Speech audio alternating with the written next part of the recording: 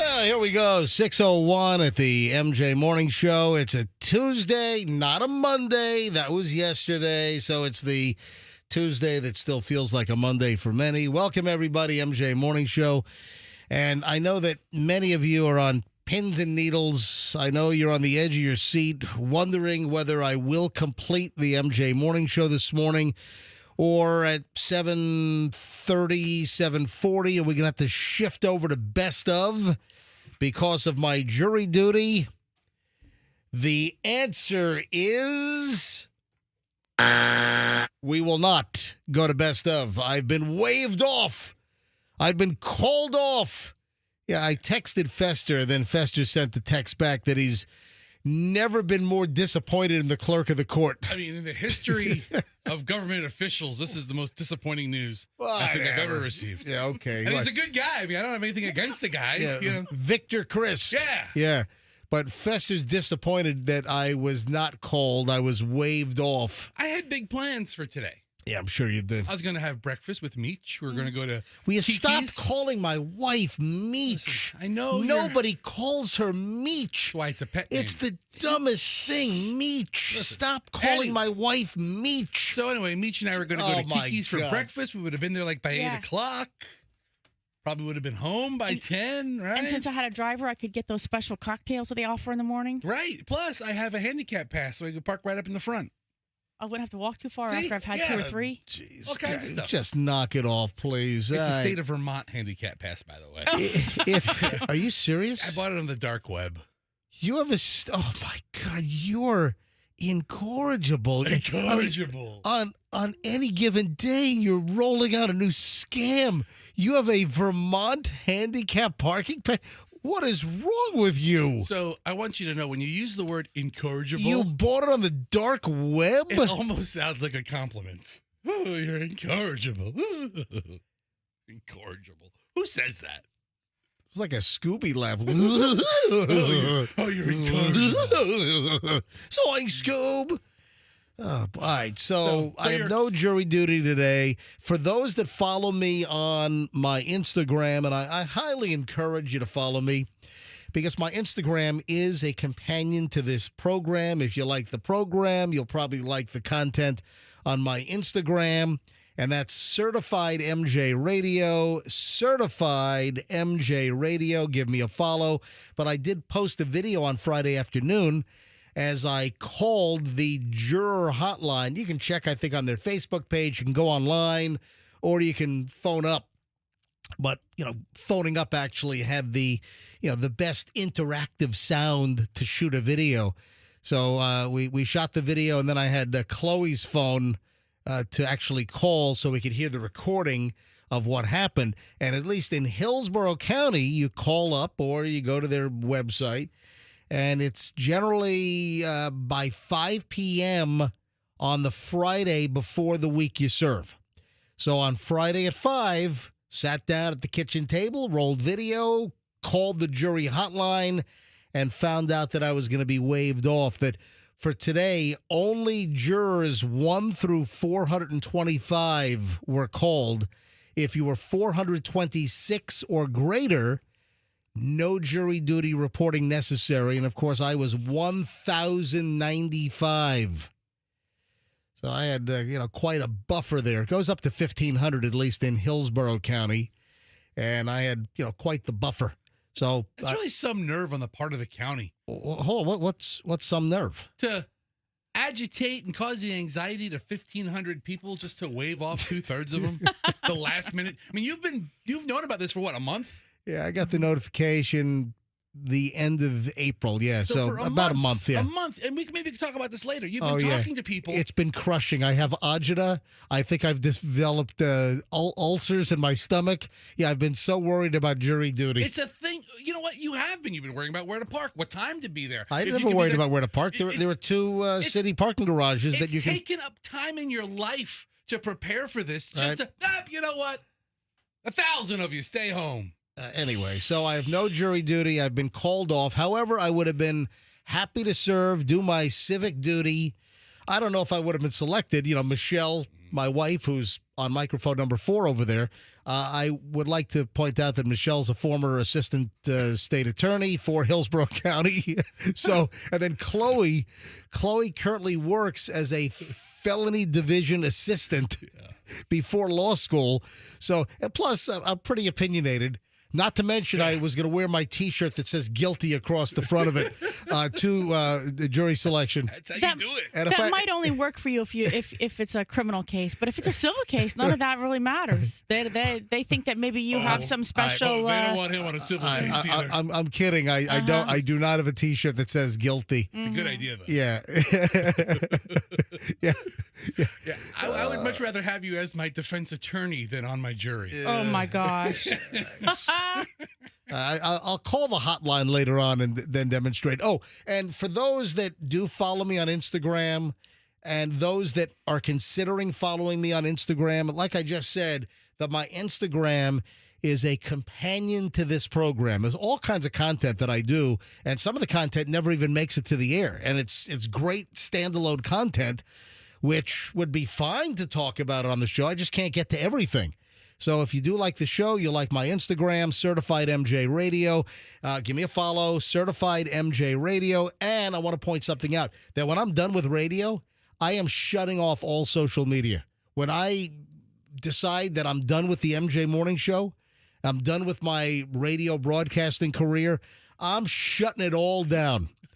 I'm not doing crap, because essentially I hate social media. I think it's a detriment to humanity, but it's kind of necessary, and it is a companion. So get your load of my social media garbage now, because when my radio career is done, I'm pulling the plug on everything. My social media is going gone. That's some lofty threat you're hitting us with. Yeah. So. Oh no. Oh, please. and by the way, I did take care of my file cabinet problem, and I'm very excited. Oh. Yeah, I bought a new file cabinet. Okay. After I yanked the drawer out and it's all mangled, and some jackwagon stepped on my filing cabinet to change a light bulb in the ceiling and dented the whole freaking thing in. Yeah, finally, I bent it back into shape. And this is a couple of years ago that someone ruined my file cabinet, which I keep off to my right side here. My headphones, my sound effects machine that makes the ding and the buzz, the ding buzz, and all the other things like little sounds and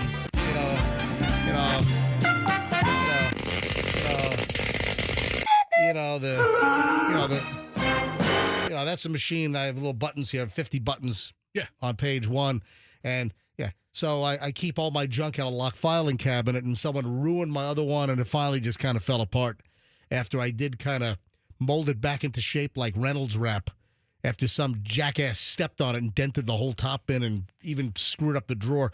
But I have a great story about the new filing cabinet, so I will share that. You know what? I'm going to share that next. Yeah, I've got some shopping tips. Very, very excited about this. It's a Tuesday show, and you don't want to miss one freaking moment of this thing. And I wonder if there are any people that are 1 through 425 that do have to show up for Hillsborough County jury duty today. Yeah, they're listening to us in the car while they're reporting, and you're like, no, I'm not going to laugh. Maybe I should ask if anyone listening is on the way to jury duty later on. All right, 6:09 at the MJ Morning Show. Traffic's on. Back in minutes. MJ Morning Show, Q105. An accident westbound I-4 near...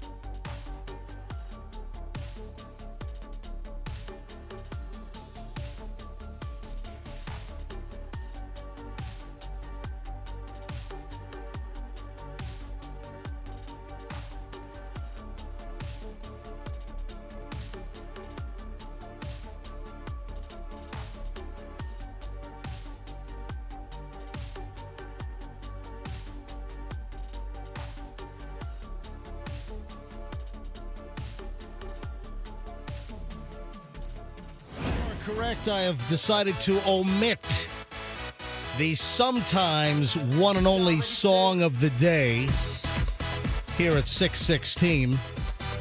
Yeah, there's too much crap today. Just a lot of stuff. All right, first of all, I'm so excited. You know what? When you get a good deal on something and, you're proud of yourself, sometimes you just want to gloat and talk about it. So I got a new filing cabinet. For those that are watching MJTV, I'm going to show you the filing cabinet, and then I'm going to show you something even better, right? So as you know, my current filing cabinet was dented a couple of years back. Some moron decided to stand on my file cabinet to change light bulbs up in the track lighting system above me, right up there, and just caved the whole thing in. Because, some of the filing cabinets, like, what is a good brand? Like Steel Case, or some of them are like heavy-duty, heavy-gauge metal, and some of them are just flimsy pieces of crap, just a little thicker than a piece of Reynolds wrap. Yeah, that's the one you went with. Yeah, so I went with just a cheap cabinet to begin with, but I didn't expect someone to stand on it like it was a ladder. So it's dented in, and then late last week, I pulled the drawer out, and the whole thing just kind of comes apart like a toy in my hand. Anyway, time for a new one. And, Michelle temporarily, bit pieces back together to get the thing at least working so I can get my junk back in and lock it up over the weekend. A listener, and I wish I had printed this out, but a listener, and probably listening right now. Listen, if you're the listener that sent me the direct message on Instagram, call me. If you are listening right now and you're the one that sent me the DM about the file cabinets on sale at Walmart for $59.99, call me, 800-990-1047, 800-990-1047. If that was you, sent me a picture and everything. And I meant to print it out and so I can give, a special thanks and a shout out. But a listener sent me a picture because they were at Walmart and this file cabinet on sale for $59 at Walmart. And they sent me a picture of the whole pallet full in the middle of the floor. I'm like, dude, I'm going to get one of these. But wait a minute, it gets better. So Julian and I go to Walmart on Saturday. It was Saturday. It was one of the days. I lose track. When you have a Monday off, I lose whether it's Saturday or Sunday. So we go to Walmart, and we find the file cabinets, $59. There was also a 3-drawer on sale for $69. That's a deal. Yeah, but I didn't need... I mean, I know, but a deal's a deal. I didn't need that. So I got the 2-drawer, right? But it gets better. There was an open box. And the open box had the yellow markdown discount sticker on it. I got to hold this up to MJTV. And if you're watching MJTV, good morning. If you don't watch MJTV or you never have, you can try. Just go to mjmorningshow.com, scroll down, and you'll see MJTV. You can click on that, and you can watch us live from 6 to 10 on regular days of the week. Or you can go back and you can rewatch any of our shows. You can watch any of the previous episodes. So if, let's say, you're listening to us in the car right now or at home and you just can't watch, a computer screen or a TV, then you can always watch later on or kill time at work. So you can always, watch us live 6 to 10 or go back and watch any of the archive videos or just join any time and roll it back and, start. It's really on demand because it's a YouTube channel. It's MJTV. So let me hold this up. You got the whole cabinet behind you? Well, I took the cabinet out of the box. Right. The cabinet's already down here on the side, but I just want to show that this is what I got. I got the 2-drawer Space Solutions steel file cabinet. Again, the gauge of the metal is still pretty thin. Yeah. But for my purposes, it's fine as long as some stupid monkey doesn't jump on top of my cabinet and dent it in. Fester, by the way, I know you didn't do it because this was like a dent and a crease. If you would have stepped on this thing would have collapsed like a pancake. It would have been pancaked. Did you ever step on an aluminum can? That's what would have happened to your file cabinet. Michelle, you've been very quiet over there. Have you said anything? Well, you can talk. You can say hi. Can I? Yeah. Thank you. All right. So let me hold this thing up here. I want to show. I am so excited about this. So it's already on sale for $59. It was an open box, and like the whole that box is kind of torn open. The bottom, not the top, but the bottom of the box was like just ripped open, and this thing's on the shelf with a yellow sticker. $35.40, and I took it out with Julie, and there's nothing wrong with it. There's absolutely nothing wrong with the file cabinet. Just the top of the box or the bottom of the box was just ripped open, and I don't know whether someone bought this, then returned it, or that's probably the deal, and they opened it up like an a-hole. But, yeah, right. But the dumbest way to open up this box is how they did it. But That's how he opens boxes. It's like he opened it up in the store and then played this whole thing out. But I don't have a yellow sticker printer. All right, so the open box, the thing went from $59 down to $35.40.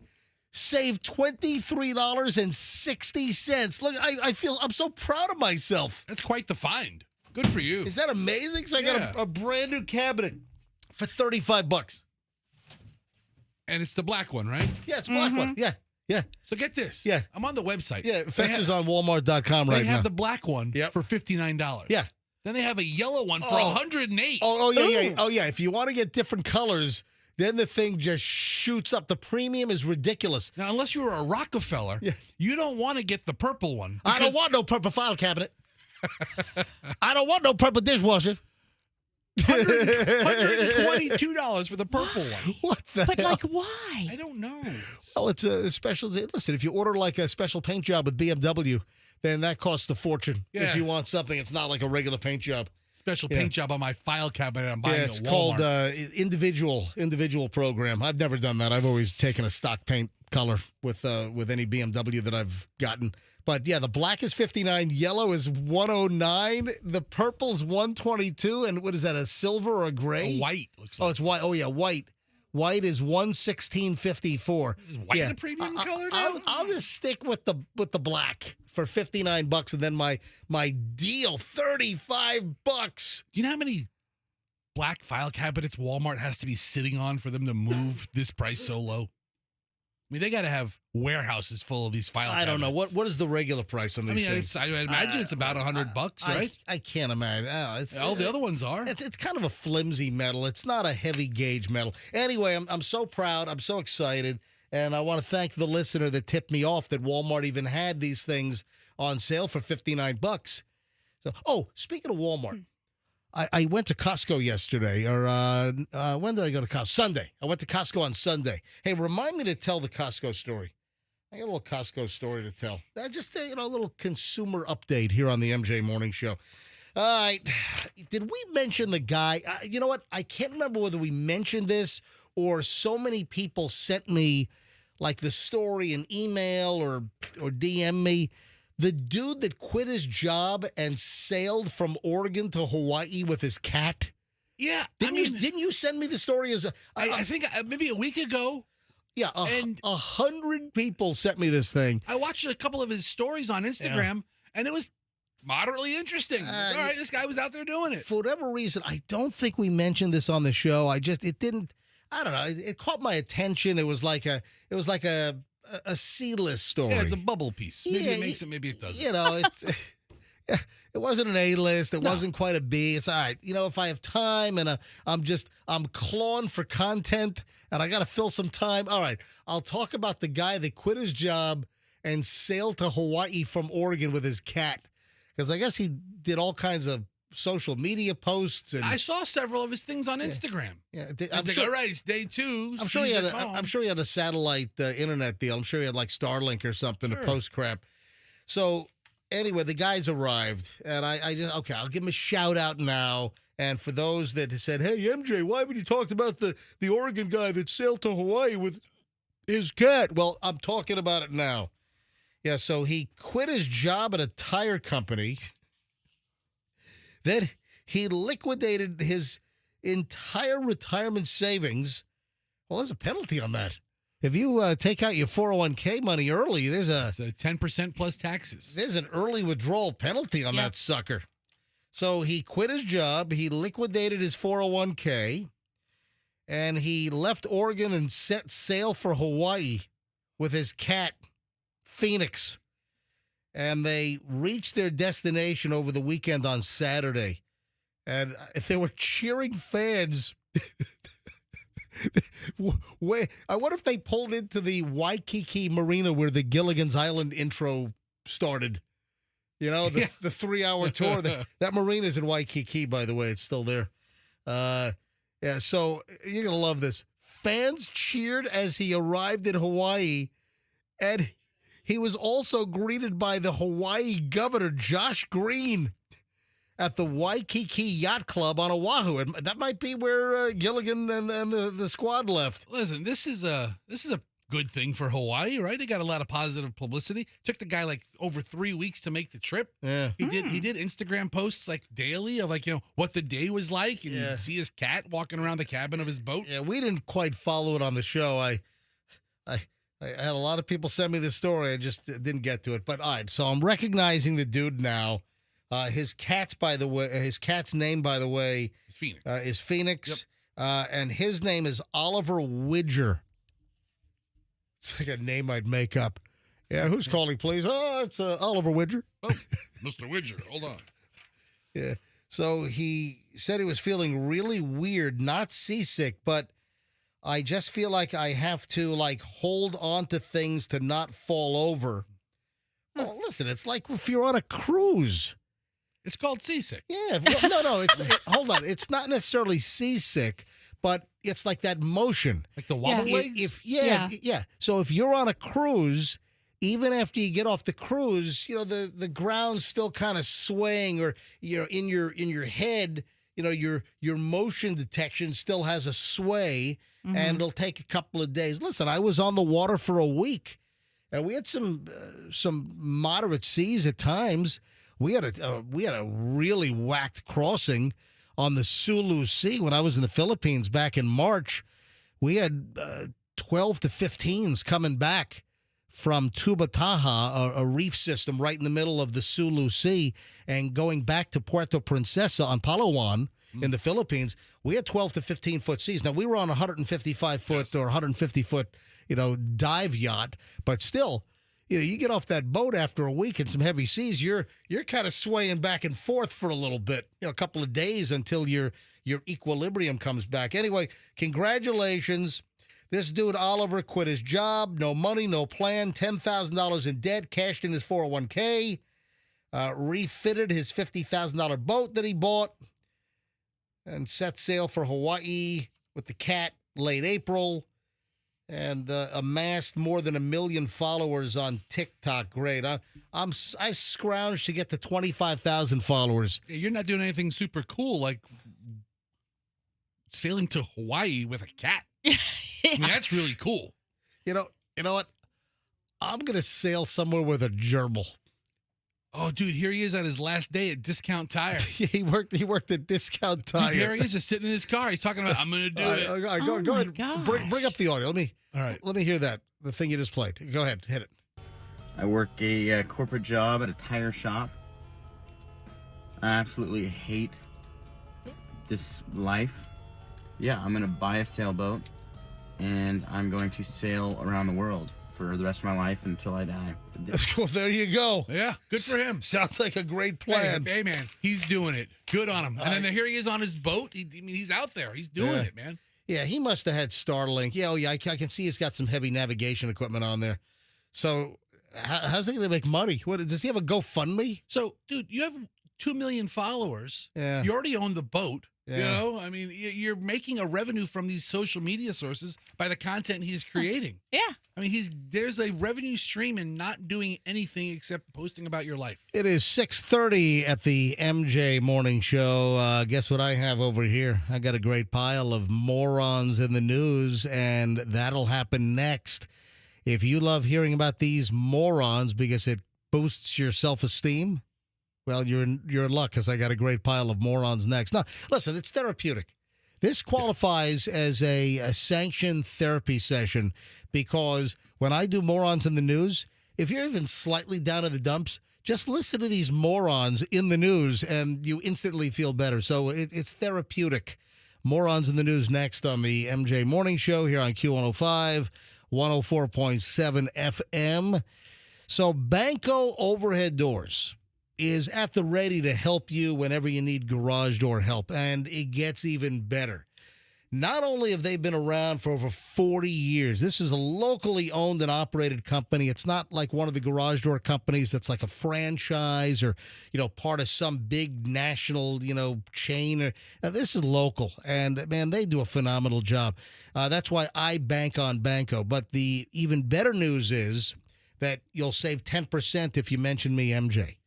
Yeah, just when you call Banco, and if you want a repair job, let's say your spring broke, let's say wheels fell off the track, maybe the track fell out of the ceiling, you want a new garage door opener, top of the line LiftMaster or whatever, new garage door, maybe you want a hurricane-rated garage door before hurricane season starts, maybe you just want to improve the curb appeal of your house with a better-looking garage door, anything, sales or service, you mention me, MJ, to Banco, they'll give you 10% off.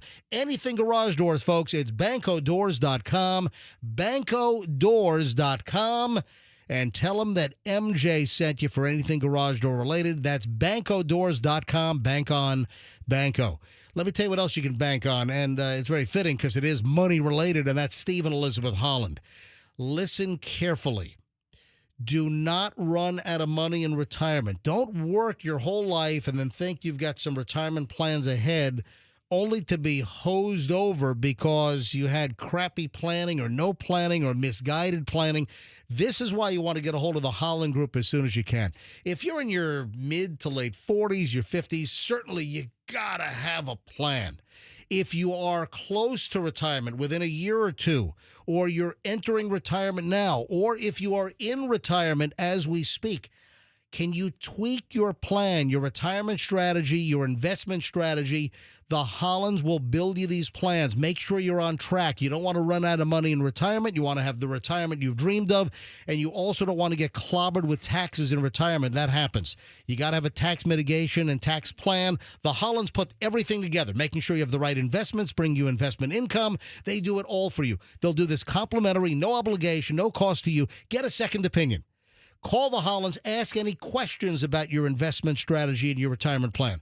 Go to askthehollands.com, askthehollands.com, and tell them that MJ sent you. This is complimentary. Traffic's on.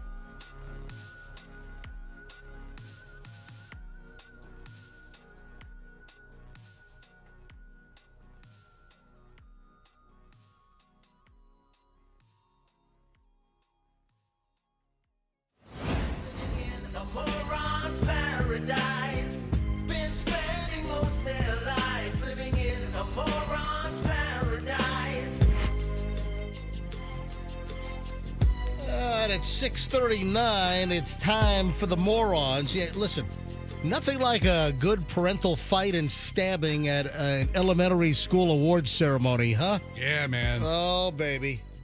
You know, you'd think that this has Florida written all over it, but in this case, it's got Fort Worth, Texas written all over it. Hey, you don't want to mess with Texas, man.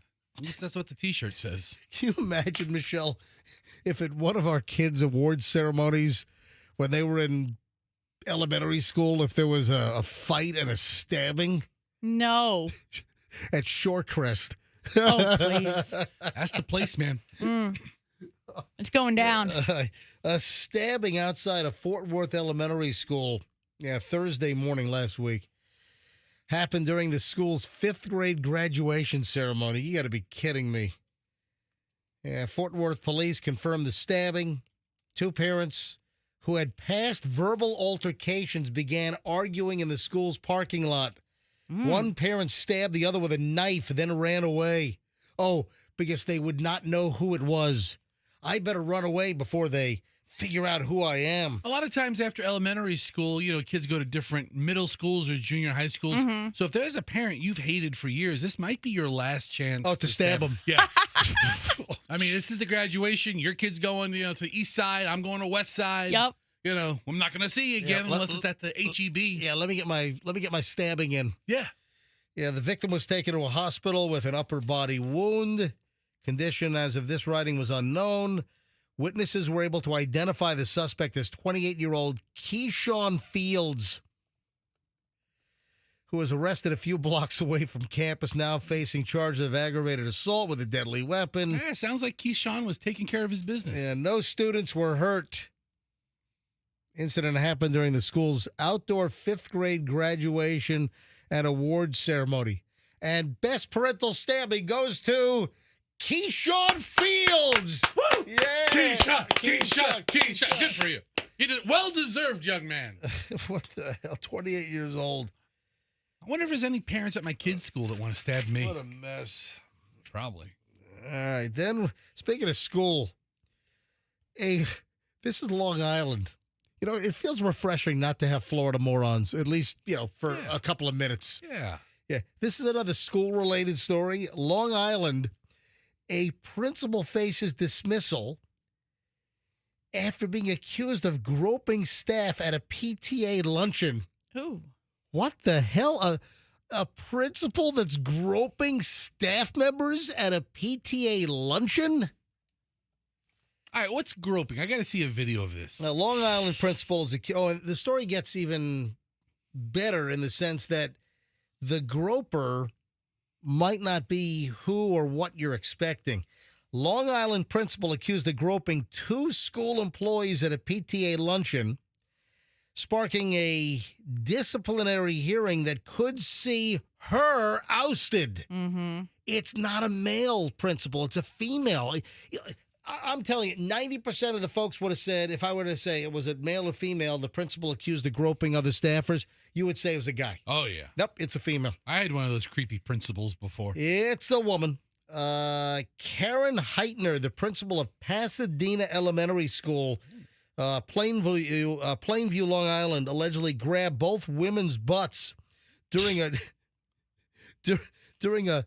PTA event, actually a couple of years ago. And the disciplinary hearing is just going to begin when this happened in 2023, 2 years ago. Was this a playful thing amongst friends that other people didn't feel good about, or was she an aggressor? The other women felt, quote, violated and angry. They testified last week. Again, what is it that makes a disciplinary hearing happen for an alleged groping 2 years after the Grope Fest? What the hell? I felt violated, said Stacy Ross, a former 17-year employee in the district, who was on the stand at the hearing. I tell you. What are you laughing at? Did you read the rest of the story? Well, I've got a bunch. Go right ahead. No, you can go ahead. No. It occurred in the butt grabbing occurred in front of an ice cream truck in the school courtyard. Yeah. This is like a fantasy of mine. I mean, felt up by a teacher with ice cream involved?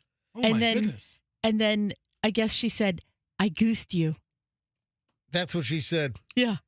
Ross, who turned around in shock, heard the principal say, quote, I goosed you. Isn't there a term for that's less dramatic than groping? It's goosed. It's goosing. Yeah, you goose someone. If you grab their butt, you give them a little butt pinch, that's called a goose. I never heard that. You never heard of getting goosed? Getting No. goosed? Because it's a pinch like a goose. You know what? Must have been the 5 years you spent in Japan. Yeah. Okay. Yeah, holes. We'll blame it on that. Holes in your life. Uh-huh. Yeah. All right. Second woman, a speech therapist who was nearby when the incident happened, said that Heitner grabbed her ass as well as she leaned over to comfort her coworker. So wait a minute. Victim 2 was comforting the other woman that got goosed, and then the principal gooses her. I mean, are these women close friends? I mean, I'd be lying if I told you I never played a little grab ass with the boys. Both women have since filed notices of claim against the district, sharing their intent to sue after initially testifying they didn't go to the police out of fear of retaliation. Yes. Adding the school failed to protect them and allowed a toxic culture to fester. Fester. Fester in the news again. That's really why I did the story, because it says fester. Tell you, I personally think the groping principal, Oh, man. she kind of has this thing about her. She's kind of a good-looking lady. Really? Yeah. Okay. She's decent looking. Yeah, She's I mean, not, she's not a troll. By no means is she hideous. She's a pretty lady. Yeah. She wants All right. to come by and give me a pat on the bum. All right, so come on over, Teach. Let's go for the trifecta. Let's go for the three for here. Let's go for the three-peat. 3 school stories in a row and morons in the news. Now let's bring it on home. Let's bring it on home to Florida. Oh, this is awful.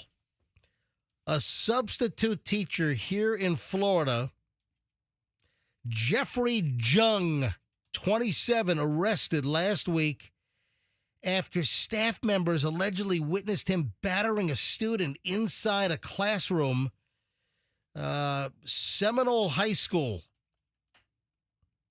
in Seminole County. So it's not Seminole in Pinellas. It's Seminole over in Seminole County. And this is where it gets a little rougher. Jeffrey Jung, 27, arrested. He battered a student inside a classroom. It turns out the student was autistic. Well. Yeah, Jung allegedly approached the student while they were lying on a mat in the classroom and punched him in the ribs and arm. Witnesses told police that Jung had blamed the student for giving another child a nosebleed. So the sub punches the kid in the ribs? Wow, another witness intervened to stop the attack on the student, who confirmed is autistic, nonverbal. Jung, a substitute teacher in the Seminole County District since August of 2024. Oh, he's not going to make his 1-year anniversary August of 2025. Nope. Yeah. So he's been arrested, posted a $1,000 bond, released from jail. That's terrible. What say you now, Mr. Jung? That's absolutely terrible. All right, let's bring it back to Florida, even more so. Now let's get back to more conventional morons in the news. All right. This headline sounds like it's that Mad Libs where you just fill in crazy words to make a sentence.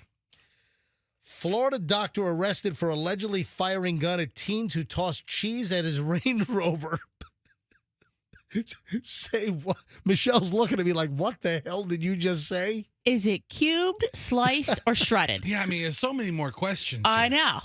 I mean, shredded would be the hardest to throw. Right? I mean, a big block of cheese? Yeah. You throw like a football. Right. Florida doctor arrested for allegedly firing gun at teens who tossed cheese at his Range Rover. Oh, man. A former Florida Mayo Clinic doctor. Ooh. You know what? You get a sub with cheese and mayo, and he worked at the Mayo Clinic. Would have been better if he worked at the Cheddar Clinic. It would have been. The famous and renowned medical clinic, the Cheddar Clinic, the Provolone Center. Yes, Dr. Colby Jack, please report to surgery. At the Cheddar Center. Oh, man. A former Mayo Clinic doctor here in Florida facing felony charges after firing a pistol at a car full of high school students who pelted his Range Rover with cheese. Is that a thing? Is throwing cheese at vehicles a thing? Dr. Bruce Mitchell was arrested over in the Jacksonville area. This is Ponte Vedra Beach. He was arrested over the weekend after an alarming high-speed chase that began with a teen prank. 5 student athletes from a Jacksonville private school admitted to police they'd been throwing cheese from their car at a stoplight, but things escalated when a black Range Rover began bearing down on them after the light turned green. All right, MJ, Yeah. I'm doing an unsanctioned investigation right now. Yeah, investigation. And I typed into Google throwing cheese at cars, This is a thing? and I hit video, Yeah. and a bunch of them. Colorado Springs woman has cheese thrown at her as she passes by. Throwing cheese at car prank. Is this like a deal where you throw like Kraft singles and it like, it is? Oh, yeah, you throw slices of cheese so it like sticks to the window or the door. That's what it's about. Ew. Yeah, Gross. you throw the cheese slice like at the side of the Yeah. door so it sticks like a refrigerator magnet. So it's sliced cheese. They're not. So to answer your question, Michelle, it's not cubes or shredded cheese for Yeah. tacos. Yeah. Here's a couple of young guys throwing cheese. They got chased by the guy. Oh, it's called cheesing. Yeah, it's the best cheesing yet. You've been cheesed. What the heck? This is stupid. That is ridiculous. Yeah. So the Range Rover, identified by cops as Mitchell's, aggressively tailed the teens after he was pelted with cheese at the stoplight, accelerated and swerved between the lines to escape. Those were the teens that tried to escape. Mitchell then allegedly waved a gun out of the Range Rover's window and fired a round into the air, causing the teenage driver to stop on the gas and peel away as fast as he could. MJ, look at this one. It's like a McLaren or something. A McLaren got cheese? Look at it. He gets it's a vicious cheese. I better not put the audio up. Hey, you can see the audio. Here, put it up. All right. We'll give it a shot. All right, go ahead. I hear it. Play it.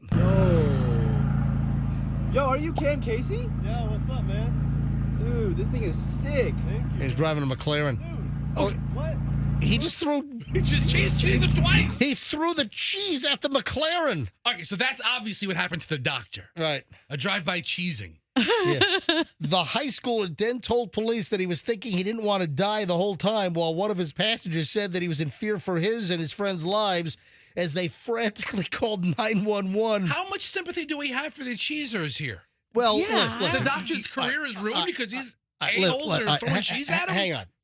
There's a big difference between throwing a Kraft single at the side of somebody's car and then you whipping out a gun and what are you laughing at? We are I'm watching videos of people getting Yeah, cheesed. Michelle and I are in a cheesing rabbit hole right now. These are so I funny. had no idea this was a thing. Well, you just look. This guy is sitting at a stoplight, and the kids next to him throw a slice of cheese, and he looks over, and it takes you like a minute to process what the heck is happening, and then you're kind of enraged and indignant about the whole thing, and the kids are just looking at you laughing like a bunch of a-holes, and then you try to get the cheese off your door or your window, and it doesn't work because it's already kind of Sticky. I- The car's already hot. I would Melts just- instantly. I would take the cheese home and just make a grilled cheese. You would flip out. Yes, Dude, and you would- but I wouldn't pull a gun and fire into the air and then wave it at the kids. Are you sure? The doctor apparently stopped. Mitchell allegedly stopped following the teens after police passed them and drove off in a different direction. He was stopped by cops a short time later. The doctor stepped out of his car without being directed. Okay, but MJ, the bigger picture is this is the epitome of FAFO. F around and find yeah, out. I mean, these kids are trying to make a joke, and they got the wrong guy. All right, a Sig Sauer pistol was found in his glove box with a loaded magazine. Okay, all right. He had a Anyway, gun. he was arrested. Mitchell told police they shot at me first. You didn't know what it was. Well, listen, you don't mistake a slice of cheese being thrown at your car with a gunshot. Tell that to the jury. He overreacted. No, you don't fire a gun or wave a gun because you got cheesed. Not guilty. He It's- didn't hit the guys. Guess what? You know what he should have said? It's so easy being cheesy. Was it? Was It's it- not easy being cheesy. Is that that's the It ain't easy being cheesy. that's the Cheetos cat, right? Yeah, it ain't easy being cheesy. Oh, whatever. Anyway. Now for you, Yeah, it's Chester very the easy. to be Chester the cheetah. Yeah, the doctor previously serves as the director of hospital medicine at Emory University, and served at the Jacksonville Mayo Clinic for 14 years. And now he's firing a gun because his car got cheesed. Let me ask you this: if a piece of cheese lands on your car and it sits on your paint for a while in the sun, can it damage it? Oh, it might go through the clear coat or something. Well, that's what these kids are doing. 6:54 at the MJ Morning Show. That brings to a close Morons in the News on the MJ Morning Show. All right, 7 o'clock hour starts next. Oh, you know what I found? It's either yesterday or it might be the whole week. World Redhead Day. And I found a whole list of facts about redheads, people with red hair, which I thought was really, really fascinating. Do you mean gingers? Okay, Well, that's an offensive term. Is ginger? Listen, Is it? I think- hold on, hang I on, don't hang know on. that the community embraces it as much as let's, you NGs. Let's discuss next on the MJ Morning Show on Q105. Stand by at 6:55. Hey, let me tell you about my good friends at Plan B Air Conditioning.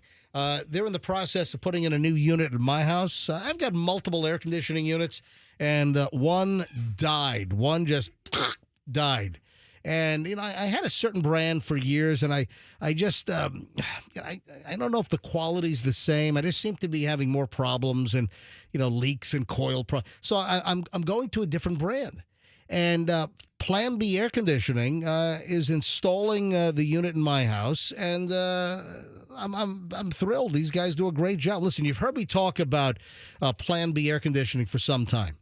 If you're looking for a solid air conditioning company that is going to give you a great price, they're not going to hose you around, whether it's a repair, whether it's a new installation, you want Plan B Air Conditioning. Let's talk repairs first. Most of the time, they can fix your unit for a fraction of what some other company might be quoting you to replace the unit. Yeah, I get stories all the time that listeners say, yeah, air conditioning company, one, they wanted to put in a whole new unit, said my unit couldn't be fixed. And then Plan B goes out and says, yeah, we can fix it for hundreds instead of you paying thousands. So if you want a great air conditioning repair company, or if you need a new unit, they'll be honest about that, you'll pay at least $500 less. So they'll beat any other air conditioning company by at least $500 on a new unit. It's planbairconditioning.com. You mentioned me, MJ, you get 10% off. planbairconditioning.com, 813-PLAN-BAC, and tell them that I sent you. Hey, if your carpets got messed up over the Memorial Day weekend, hey, listen, you got people traipsing in and out of the house, maybe you're having a barbecue, maybe you had a pool party or something.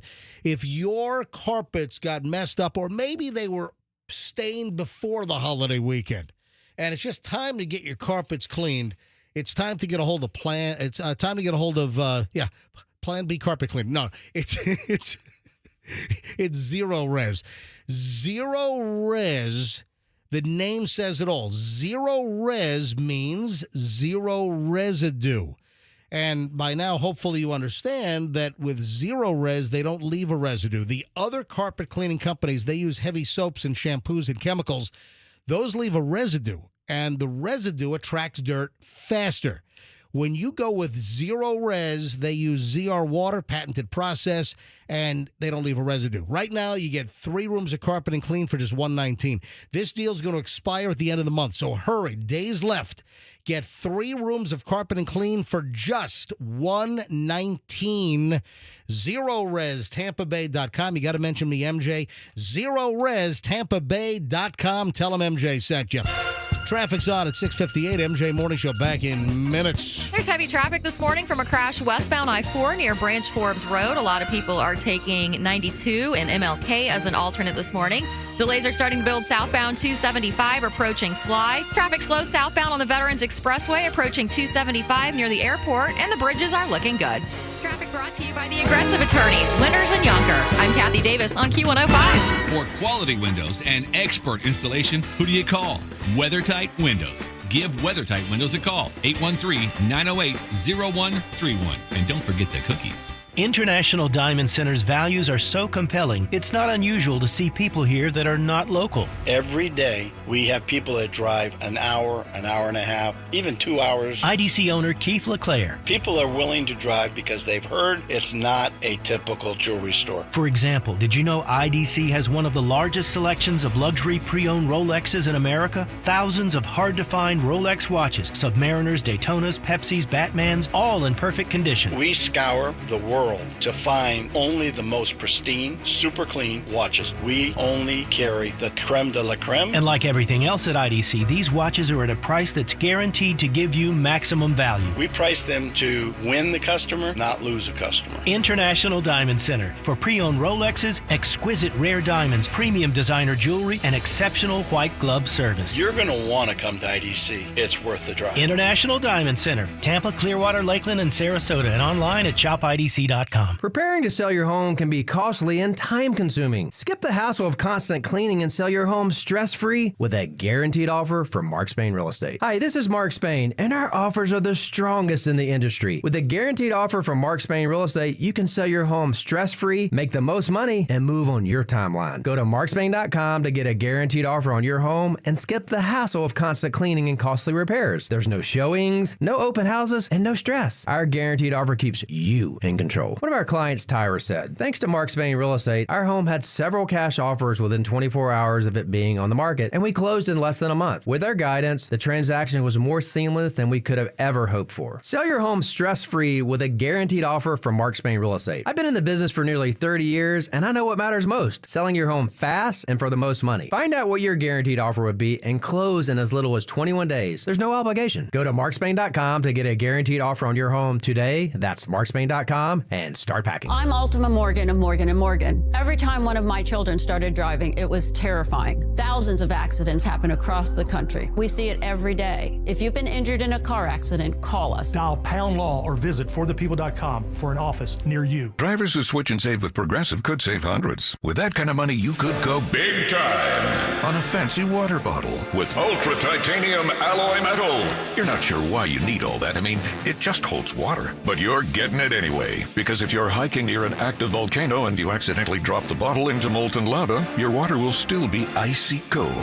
Switch to Progressive and you could save big time. For water bottles.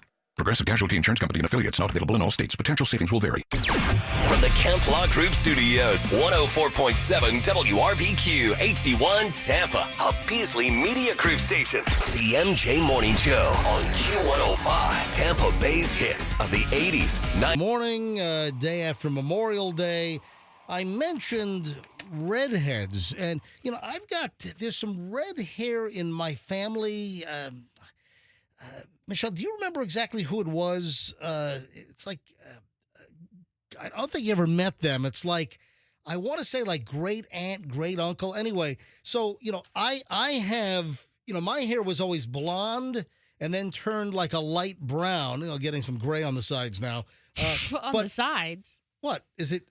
I don't see. It's all over. I don't see gray up front. I have some my gosh. gray on the sides. Okay, you're blind. Sorry. But, you know, I have fair skin. And, you know, I've got some freckly arms and, you know, my beard, you know, before my beard started to turn, you know, more gray, my beard was always like tricolor. My beard was always like those mutt dogs. Like brown, blonde. And yeah. I had some red in my beard, but I never had like red hair. But I do have, like, you know, some freckly arms, sort of like people with red hair. So there is like a red hair gene somewhere down my family tree, right? So I ran into this story over the weekend about, and look this up, Andrew, can you confirm this? 10 facts about red hair for World Redhead Day. And it was yesterday? It said, here's the story. If you've got red hair, it's your time to celebrate as World Redhead Day kicks off on Monday. So was Redhead Day on Memorial Day yesterday? I mean, it was just a coincidence then. I mean, Memorial Day is different every year. Yeah. But I don't know. Anyway. What was the date yesterday? Date yesterday was 26th. So today's the 27th. 27th. All right. Yeah. So, well, first of all, Michelle, you said ginger, right? Yeah. And Fessa, then you jumped on Michelle and you thought that ginger was derogatory? All right, so I don't personally feel this way because I am unoffended by it. Right. But I'm not a ginger. Let's go to phones. Let's go to phones. If you're a redhead, is ginger, is that offensive? Is that a pejorative term? Are you offended by ginger? All right. So go ahead and fire up the phones right now. 800-990-1047. 800-990-1047. If you have red hair, are you offended by the term ginger? Oh, look, I hear the phone's ringing. Yeah. Professor, can you close this? I know that it's hot as monkey nuts in here, but I'm hearing all kinds of noise from down the hall. I mean, All right, so if I hear the phones ringing in Andrew's producer booth, so if you're a redhead, if you have red hair, are you offended by the term ginger? 800-990-1047. But, I generally don't talk about any of these national days unless, there's some comedic element to it. But I was kind of fascinated with this, as far as, how many redheads are there? Less than 2% of the world's population has red hair. Wow. Do you know what country, Michelle, has the highest concentration of people with red hair? Ireland. You know what? You're close, but Ireland is second. Do you know what first is? Is it like Scotland or something? It is. Yes. Right next door? Yes, as Sean Connery would say, I was just sitting here, I was looking at the redheads, I'm just sitting here, look at all the redheads just sitting down over there. Yeah, Sean Connery. So, Scotland is number one. 13% of the world's redheads are in Scotland, followed by Ireland with 10%. Look at do you know what the rarest redhead? Oh, look at the phones. I've got 3 redhead calls. Look at this. Do you know what the rarest kind of a redhead is? One that can make a sandwich. I don't know. What do you mean? Red hair with green eyes. Blue eyes. I was going to say blue. No, but blue that eyes. seemed too Yeah. easy. Oh, okay. That seemed too easy. Andrew, tell the phones to hang on. I'm going to go to phones in a second. Bring up the screener, would you please? Aren't blue eyes like the least common amongst yes. people? Blue eye. I have blue eyes. Blue eyes are a recessive gene. So having red hair and blue eyes is the rarest hair and eye color combo. The rarest possible. The odds of a person having both red hair and blue eyes, both recessive traits, is around 0.17%. So not even 0.25%. 0.17%. Most redheads have brown, hazel, or green eyes. And then there's the whole pain thing. Have you ever heard about redheads and pain? Yeah, they have a higher pain tolerance, or they need more anesthesia for surgery. Yeah. So researchers believe the redheads are more sensitive to pain because of a mutation in a gene that affects hair color. On average, redheads need 20% more general anesthesia than people with dark hair or blonde hair. Mm. I always thought that redheads had a higher pain tolerance. No, it's the opposite. They're more sensitive. Right, so maybe I'm wrong too. No, I had it wrong. Yeah. Then I had it wrong. Are redheads mostly left or right-handed? A lot of redheads also wind up being left-handed. Anyway. Oh, and you know what else is fascinating? The number of strands of hair that you have in your head. So That's fascinating. Well, because how many strands of hair do you have? Hang on a minute, because redheads have a certain number of strands compared to other hair colors. Listen, the crap that you never knew, or the crap that you never thought you needed to know, that you hear on the MJ Morning Show. Phones, I'll be right there. Hang on if you're on hold. Interesting stuff. It is, but listen to this. It's believed that redheads have 90,000 strands of hair in their head on average, whereas blondes have around 110,000 and brunettes have 140,000. So they have less hair, thinner hair? Redheads are less likely to go gray. As opposed to staying red their whole Yeah, life? well, the pigment will fade They go white. from red to blonde and white, but not gray. Wow. That's very interesting. And listen to this. Why does it seem that there are lots of redheads in TV commercials? There are a proportionally more amount of redheads featured in commercials than there are in the world. A 2014 study found that 30% of ads during primetime hours included someone with red hair. Why? Really? Yeah. Well, also they might not be natural redheads because a lot of blondes and a lot of women with hair color other than red have gone red.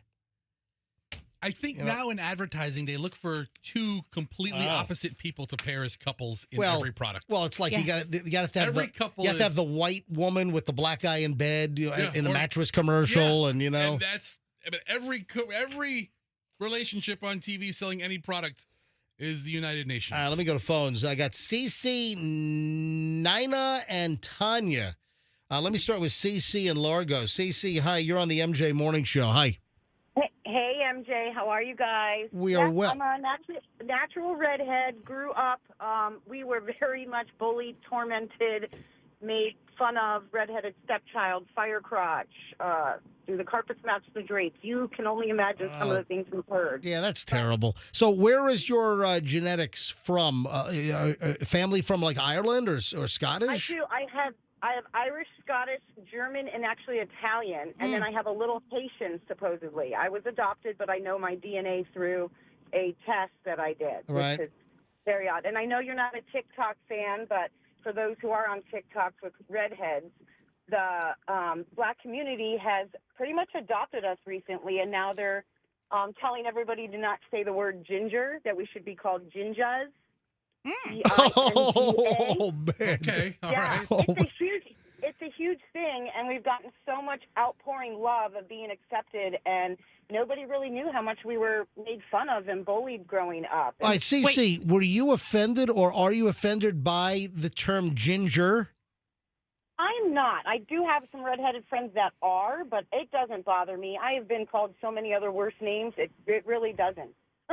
Were you ever a victim of National Kick a Ginger Day?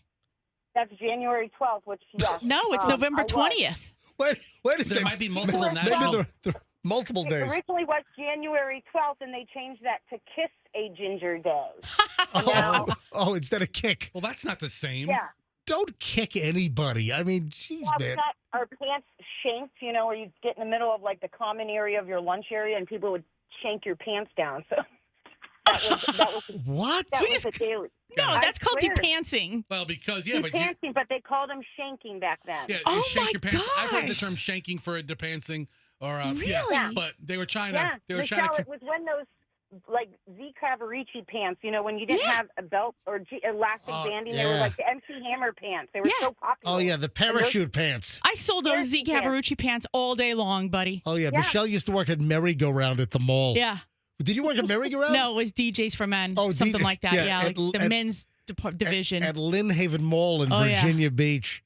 Remember those old 80s mall stores? Chess King? Yeah, we competed with them. Merry-Go-Round? I wore those Z Cavariccis, the nice ones, Yeah. God.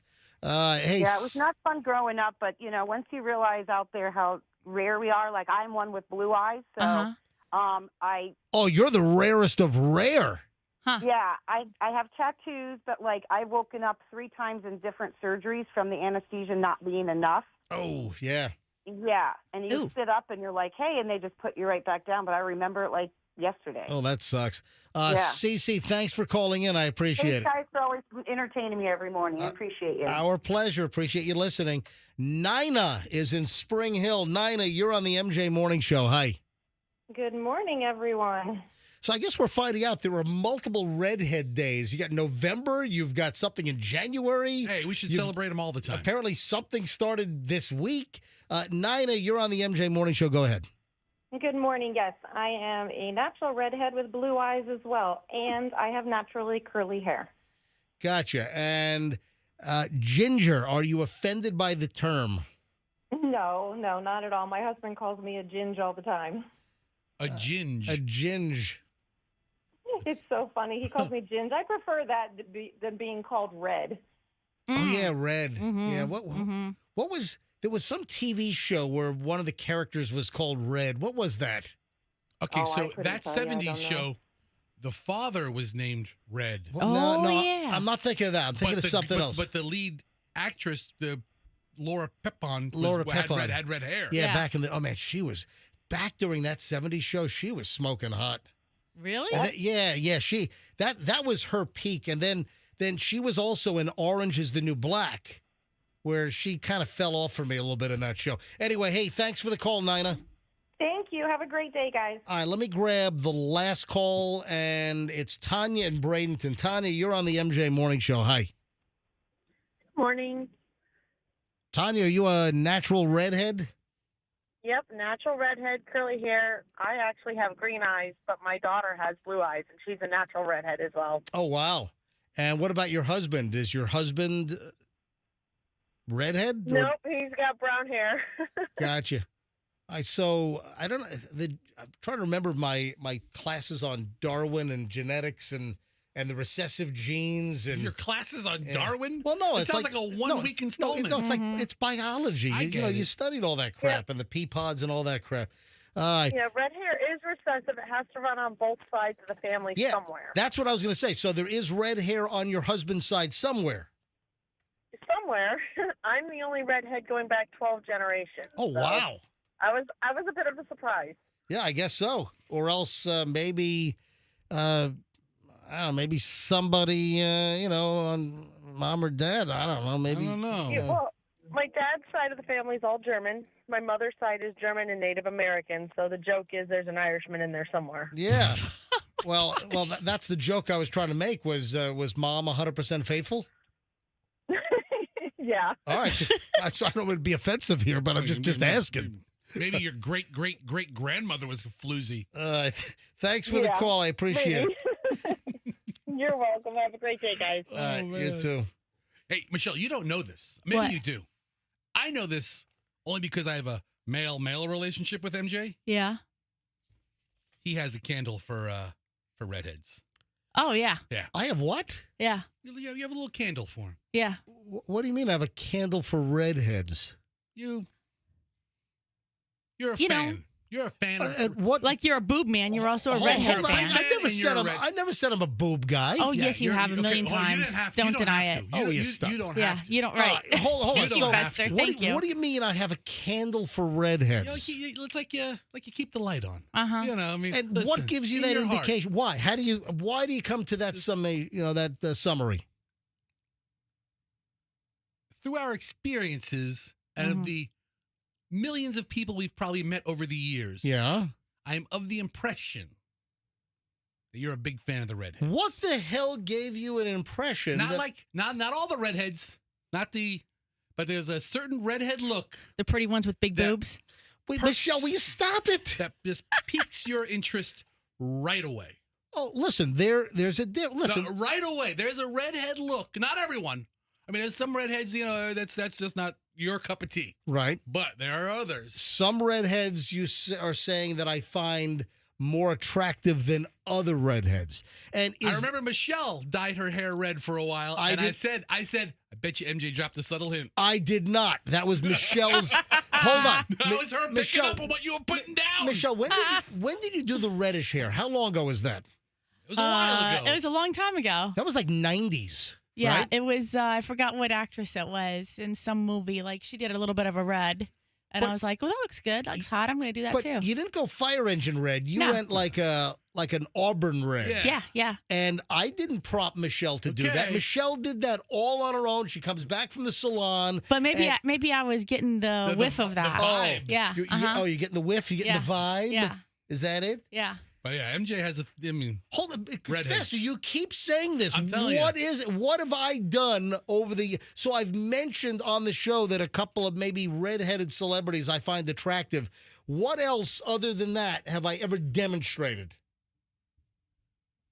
That's about it. What are you holding back? But nothing. All right. That's about. But what is the cat got you to speak? I feel as though you are.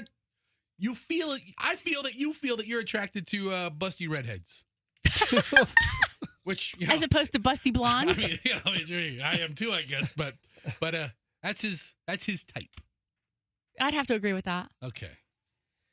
All right. So when we get back, we started out. No, I just don't understand. Where Fester's coming from. I don't know what I've ever done to give an indication. You know, I'm 100% right. I don't know that you're 100% right. All right. When we get back, we start an hour and 20 minutes of nonstop MJ.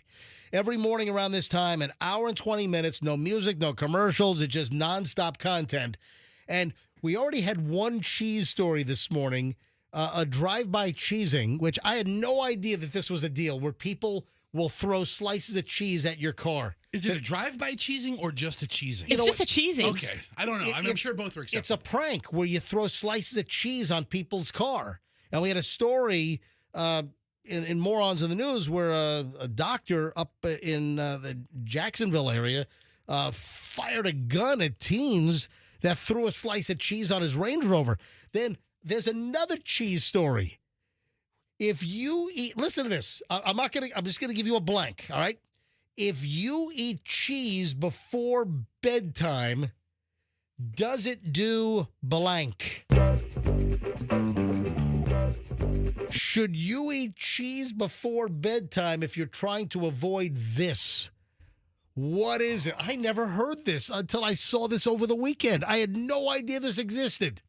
All right, hold on a minute. You'll find out next, and a whole lot of. Oh, guess who got yanked for drunk driving?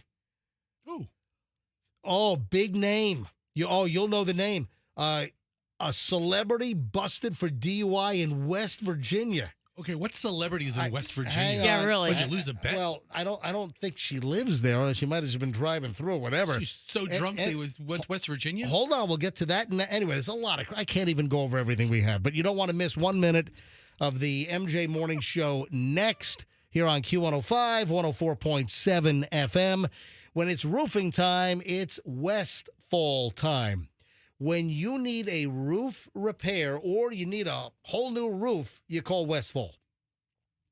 Rainy season is beginning, and inevitably, many of you are going to find you have a leak. Maybe it's residual damage from the hurricanes. Maybe it's just time for a new roof.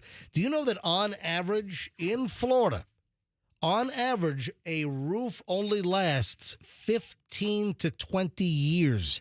And trust me, there are many of you listening right now that are homeowners that you're in that cycle, that it's going to be time for a new roof. When you need a new roof, don't you want to make sure the job's done right with a company that's been around since 1989 and has, a 4.8 on Google with reviews?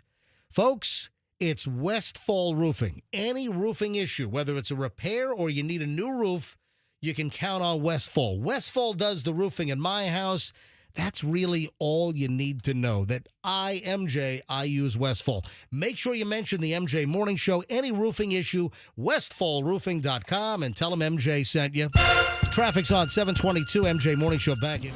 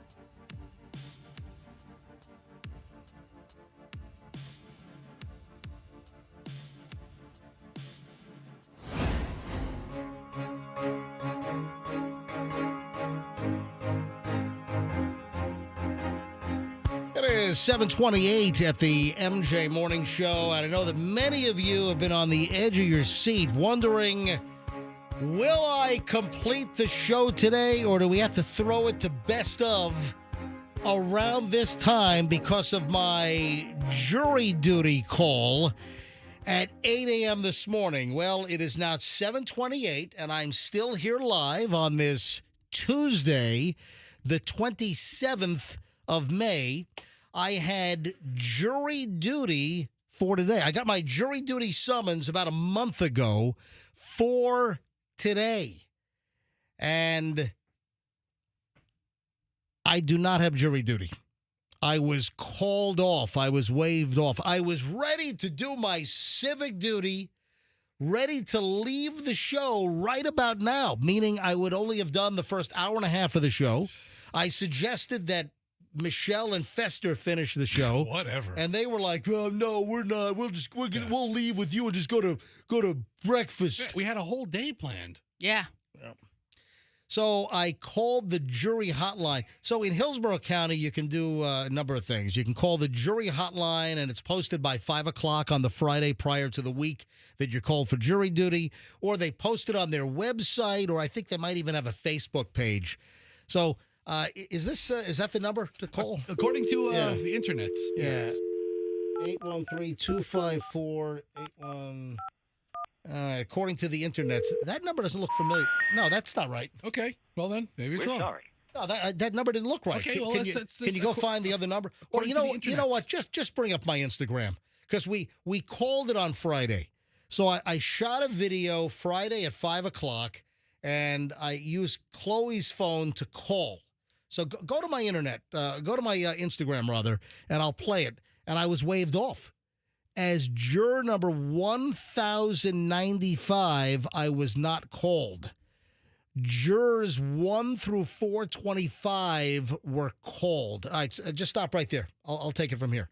All right, so jury duty, yes or no? So here's my Instagram from Friday afternoon. I encourage all of you to follow my Instagram at Certified MJ Radio, because you will get amazing content like this. All right, here we go. Listen. On Q105 Tampa Bay, 104.7 FM, and I have been commanded to appear. A jury summons for Tuesday morning, May 27th at 8 a.m. I have to call the clerk of the court right now to see if my juror number has been confirmed or called off. Dial the number, Chloe. Here we go. What's it going to be? Hello, this is Victor Christ, your Hillsborough County Clerk of the Court and Comptroller. It is our pleasure to serve you today. Okay, thank you. If you know the extension you're calling... 4747. Thank you. One moment while I transfer you to extension 4747. Thank you. To confirm if you need to report, press 1. 1. Hello and welcome to the Hillsborough County Clerk of the Circuit Court Jury Services Information Line. Please listen carefully to the entire message. This information is for persons summoned for jury duty on Tuesday, May 27th, 2025. Please listen carefully for instructions regarding your juror number located on the left-hand side of your summons above your name. The following juror numbers have been called off. If the juror number on the face of your summons is from 426 up to and including number 1,500, you do not have to report. So there you go. If you were 426 to 1,500, you don't need to report. 1 through 425, you needed to report. I was juror number 1,095. I was waved off. I was told, don't show up. So, folks, I don't have to leave now. I get to finish the MJ Morning Show here on a Tuesday on May 27th. No jury duty. Although I was ready to leave, sacrifice the program, I was ready to leave to do my civic duty and go down to the courthouse in downtown Tampa to serve. Now, just out of curiosity. What? It is 7:32, so there are people on the way to jury duty right now. There's 500 people on the way. No, 1 through 425. There's 425 on the way. Close. How many of those are going to blow it off? All right, by any chance, are there any individuals that are on their way to Hillsborough County jury duty right now? like I would have been if I wasn't waved off. By any chance, do we have juror number 1 through 425 listening to the program right now? 800-990-1047. Let's see. By any chance, are you headed to jury duty in Hillsborough County, downtown Tampa right now, and you were not called off, that you are juror number 1 through 425? If you're listening, I would love to talk with you. Let's just see if any of the jurors or potential jurors are listening right now. Listen, it's 425 people. There's a chance. Yeah, maybe a couple of them are listening. All right, 800-990-1047. So if you're on your way to jury duty right now and you were summoned and you are one of the lower numbers, just listen, I don't want to rub it in. You kind of want to rub no, it in. I don't want it to. sounds like you're rubbing it in. No, I was happy to go serve and do my jury duty. All right, if by any chance you're listening right now and you're on your way to jury duty, just call us. 800-990-1047. 800-990-1047. A possibility of 425 people. I don't know if they're listening. Maybe you should go. And that way, in case one of these individuals is sick or had something unexpected, you could, take the spot. Andrew's answering phones right now. I mean, listen, there's a chance that some of these people were listening. Mm-hmm. I mean, the MJ Morning Show was number 1 in the Nielsen ratings last month in April. And I think we're looking pretty good for this month as well. I think we were last place amongst potential jurors. Yeah. All right. So Andrew is screening calls right now. Hang on a minute. Hold on. There are multiple lines are ringing. Holy crap! Hold really? on. What? Yeah. I bring up the screener.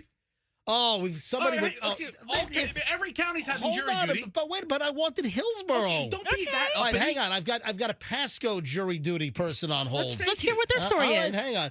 Corey in Newport Richie. Hi, Corey. You're on the MJ Morning Show. Hi, Matt. MJ. How are you? Doing fine. So you're on your way to jury duty in Pasco County. Yes. All right. And what number are you? 423, I believe. And were any numbers called off for Pasco today, or they wanted all jurors to show up? It said 1 through 480. Oh wow! So you were at the top end, but you squeezed in there. Yeah, I'm hoping I can leave early, maybe. All right, well, we'll see, Corey. Hey, thank you, buddy. Thanks for checking in. Thank you. All right, hey, we do have a Hillsborough County. Dylan in Tampa. Dylan, hi. You're on the MJ Morning Show. Welcome. What's going on, MJ? All right, so Dylan, you're on your way to Hillsborough County jury duty right now? I am. I have no clue what my number is. I know I got a jury summons. Whoa, hold on. Wait. Dylan, you might not have to show up. You need to check your juror number to see if you're even needed. Yeah. MJ, here's the thing. I left the summons at my house. I did not stay at my house last night, and I made a call. You know, you didn't have time to stop by the house when I'm on my way to it, and we're taking a gamble. Yeah, but Dylan, hold on. The back of the form has the questions that you have to complete to turn in the form. Right, so you need the form. Wait, snapper turtle, dude. Wait. So, all right, are you yanking my leg, or you? No, I'm actually really not. Did I actually have to turn in that form? Yeah, because there's a questionnaire on the. Who's laughing at you? Everybody. My girlfriend is laughing at me right now.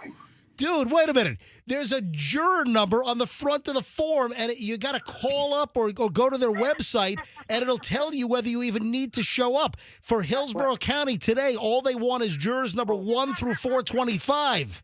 Yeah, I did check that online, but like I said, MJ, I was not at my house.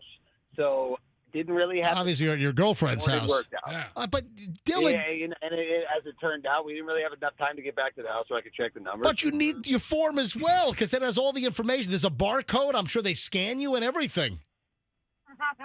Well, what if I just give them a name and an ID?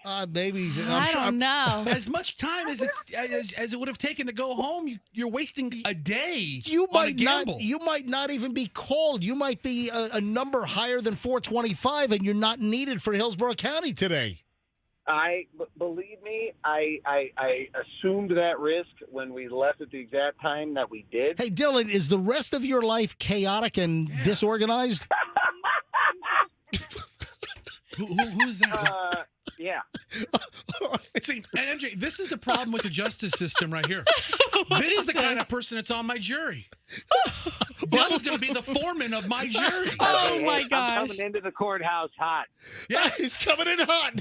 All right, Dylan, have a good day, Yeah, okay? man. Let us know how it works out. Yeah, give us a call back and let us know. All right, hey, listen, Dylan, we're on the air until 9:50 or so, 9:45 or 9:50. If you are accepted, call us back if your juror number, or if Whatever you were the resolution is. or if you were either way, if you were turned away because your number wasn't needed. Totally screw this up. I will call you back to give you an update, or if Either I way. land on this jury, we'll let you know. Yeah, call us back today. Either way, okay? Whatever happens, let us know. Will do. All right, call us back. Goodbye. Do you hear there's a laugh track going on that phone call. They're having a lot of fun in that car. This guy sounds like a riot. Oh, my Yeah. God. I'd be laughing all the time at this guy. How do you not have the form? How do you not check to see if you're even called? Dylan, come on, dude. I was waiting till 5 o'clock hit for me to call the number on Friday to find out whether I had to appear. Dude, that's a reality show. It's called the reality show Jury Pool, and just interview the people that get called for jury duty. There was that show on Freevee or whatever. The fake jury. The fake juror show was hysterical. Oh, my gosh. That was so good. Where the whole jury was fake except one guy thought it was real. Yeah. That was very, very funny. That was hysterical. You know, they're doing another one. Yeah, that's what I heard. I mean, can you really do that gag more than once? You know what? If you hadn't seen it, you don't know about it. Yeah. Jury duty 2023. 7:39 at the MJ Morning Show. So I'm here today. I'm not leaving early for jury duty because I was called off. All right, cheese. I had no idea this was a thing until I saw this over the weekend. Does eating cheese before bedtime cause nightmares? Have you ever heard of this? No. Hold on. Andrew, our producer, apparently was aware of this. Andrew, turn your microphone on. Andrew, you had previously heard that eating cheese before you go to bed can cause a nightmare? I have heard this before, yes. Where? Where did you hear this? I don't recall. All right. Thank you for the information. Well, you asked. Yeah, I mean, Andrew's just the facts. Yeah. So a cheese organization tried to investigate this old wives' tale or this old information, and they gave 200 people different cheeses before bed and tracked their dreams. And it has been determined that there is no link between cheese and nightmares, although it was done by the British Cheese Board. Oh, the British Cheese Board. It sounds like you're bringing something to the party. You're in charge of the cheese board. Yes, I'm bringing the British cheese board because when I think of fine cheeses, I think of British cheeses. Oh, man. So apparently there is no connection between eating cheese and having nightmares, wherever the hell that story came from. And I've never heard that before. All right, Michelle, can we talk about something sensitive? Well, that depends. I mean, how sensitive do you want to get? Yeah. Michelle, you freaked out over the pizza box in the fridge. Oh, yeah. Can we talk about this for a second? You're gross.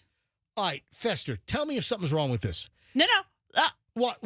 How about if I describe it? Okay. All right. Well, tell the story in an unbiased fashion with only the facts. Yeah, because that's how you would have told your side. About the pizza box. When I think of unbiased renderings of stories, I think of the way you say stories. Yeah. Yeah, really. Liar. Let me hear your version. Okay. Oh, hang on a sec. We have another juror calling yes, in. let's hear. Let's hear. Hang on a minute. Steve's in Riverview. Steve, hi. You're on the MJ Morning Show. Yes, I'm actually going to the courthouse right now. Do you know your juror number, unlike Dopey Dylan? 123. Yeah. Oh, man, you got a low. Yeah, you got a low number. Yeah. So, listen, if I were called, I would have been able to meet you there, Steve. But my juror number at 1,095, I was called off.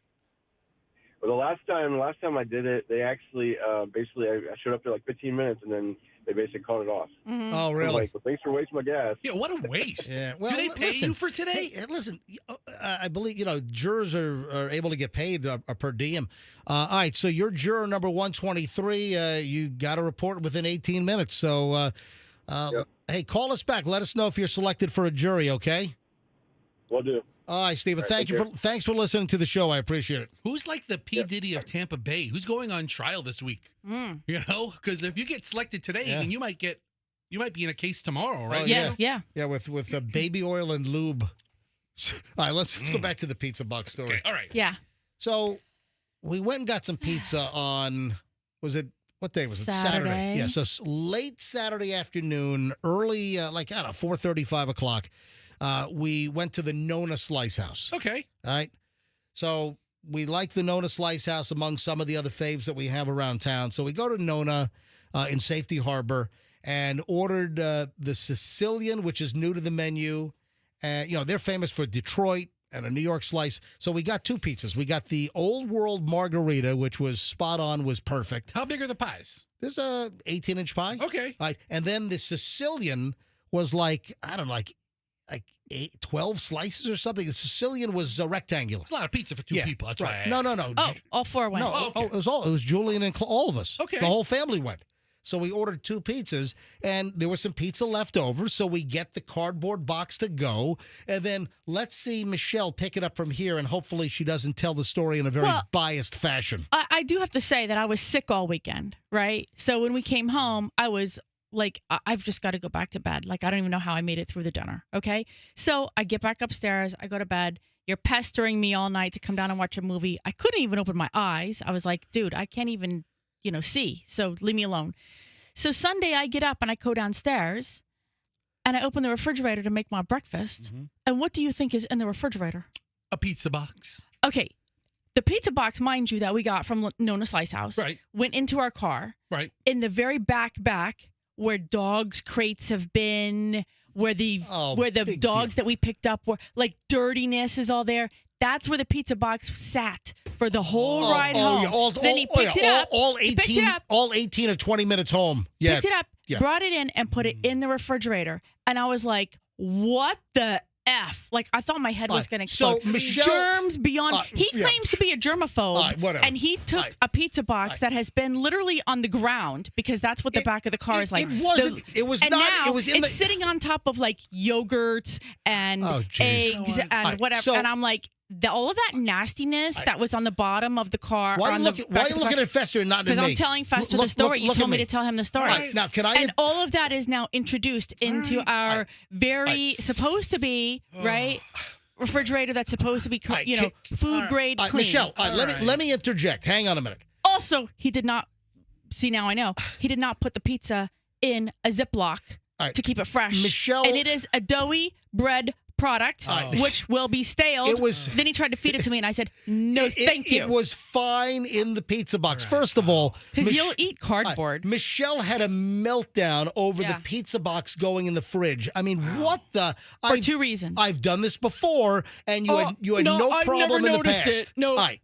Fester. Yes. Do you have any issue with the pizza? And you know what, folks? I would love you to call up. If you would like to weigh in on this as you listen to the story, if you'd like to weigh in on Michelle's pizza box in the fridge meltdown. So I've done this before, and I never heard a word.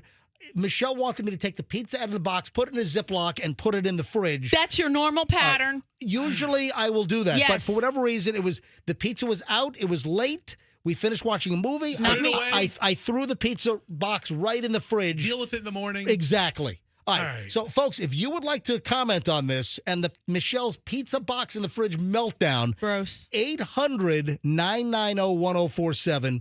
800-990-1047. And then Michelle refused to eat the leftovers because I didn't put them in a Ziploc bag. That was a political statement. They're stale. It was. No, They're stale. They were not stale. Yes, they were. Michelle, I fire up It's the oven. impossible. I fire up the oven at 425, heat up the pizza stone in there, the bake stone. You sprinkle a little bit of water on it, and you bake. It would have been phenomenal on the reheat. Good for you. Instead, All you right. deprived yourself. All right, fast. Look at the phones. Phones are ringing on this thing. So Michelle has a freaking veritable meltdown. And gave me the silent treatment for 24 hours because I put the pizza box. Now you're exaggerating. I'm not exaggerating. You are. Okay, first of all. I was silent because I was back upstairs laying down. Michelle. Yes, Fester. This is the same area of the car where you carry home all of your groceries, right? In bags. Yeah. In bags, though. But what about... a lot of times I wipe stuff off before I put it in the refrigerator because, if it's one of those, you wash I wash my avocados before I slice Well, them. wait a minute. What about all of the food items that were on the shelf in the grocery store and other people touched? I'll wipe the bottom off. And then you Or don't. I'll wipe the.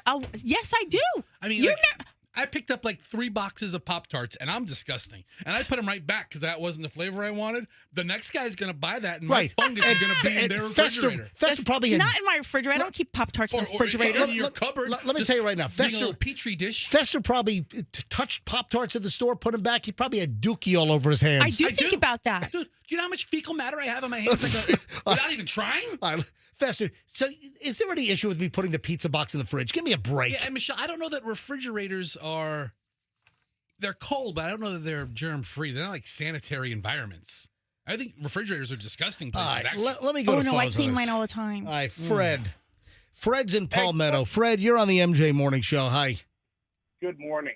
Do you see what I have to deal with here, man? Wow. Yeah, okay, so my question is, though, wasn't the pizza in the box? And that wasn't like the pizza was out of the box and laying on the ground. It was in a box. But the box was disgusting. Yeah. That's your argument. No, but hold on a minute. The box was not disgusting. That's It was a clean pizza box that I stuck in the fridge. All right. Right.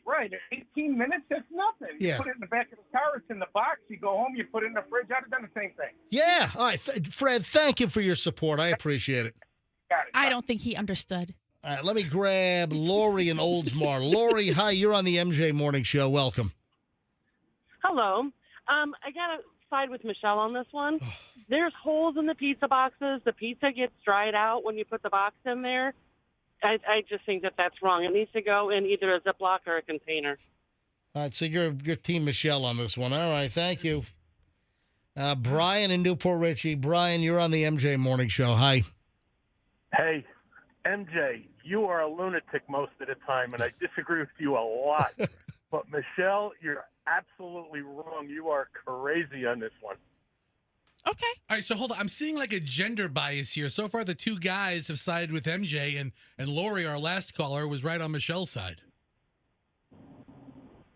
Wow. I mean, why not just put a shoebox in there? I mean, hello. Yeah. I'll just grab the Oh, shoebox come from the floor on. of my closet All right, where I've been walking all right. around with, Oh, yeah. dirt and spit from the street. Hold on, why? And then I'm going to go stick the shoebox in my refrigerator. Hold on, why a shoebox? Why would a shoe? You're not rubbing the shoebox on the street. Your bottom of your shoes are on the street. I'm just making a comparison. That's a crappy comparison. No, it's not. Why don't you just It's another box. Michelle, why don't you just put your sneakers in the refrigerator? Just That's take what them it off felt your like. feet. That's what when I opened it, I saw the pizza box there. That's what I thought. I was like, oh my God, it's like shoes in the refrigerator. No, Disgusting. get out of here. All right, Brian, thanks for the call. Mary Ann in Palm Harbor. Dog fur. All right, 2 more calls, and I got to move on from this. I had enough of this. I had enough of it over the weekend, so I just wanted to touch on this, but I don't want to dwell.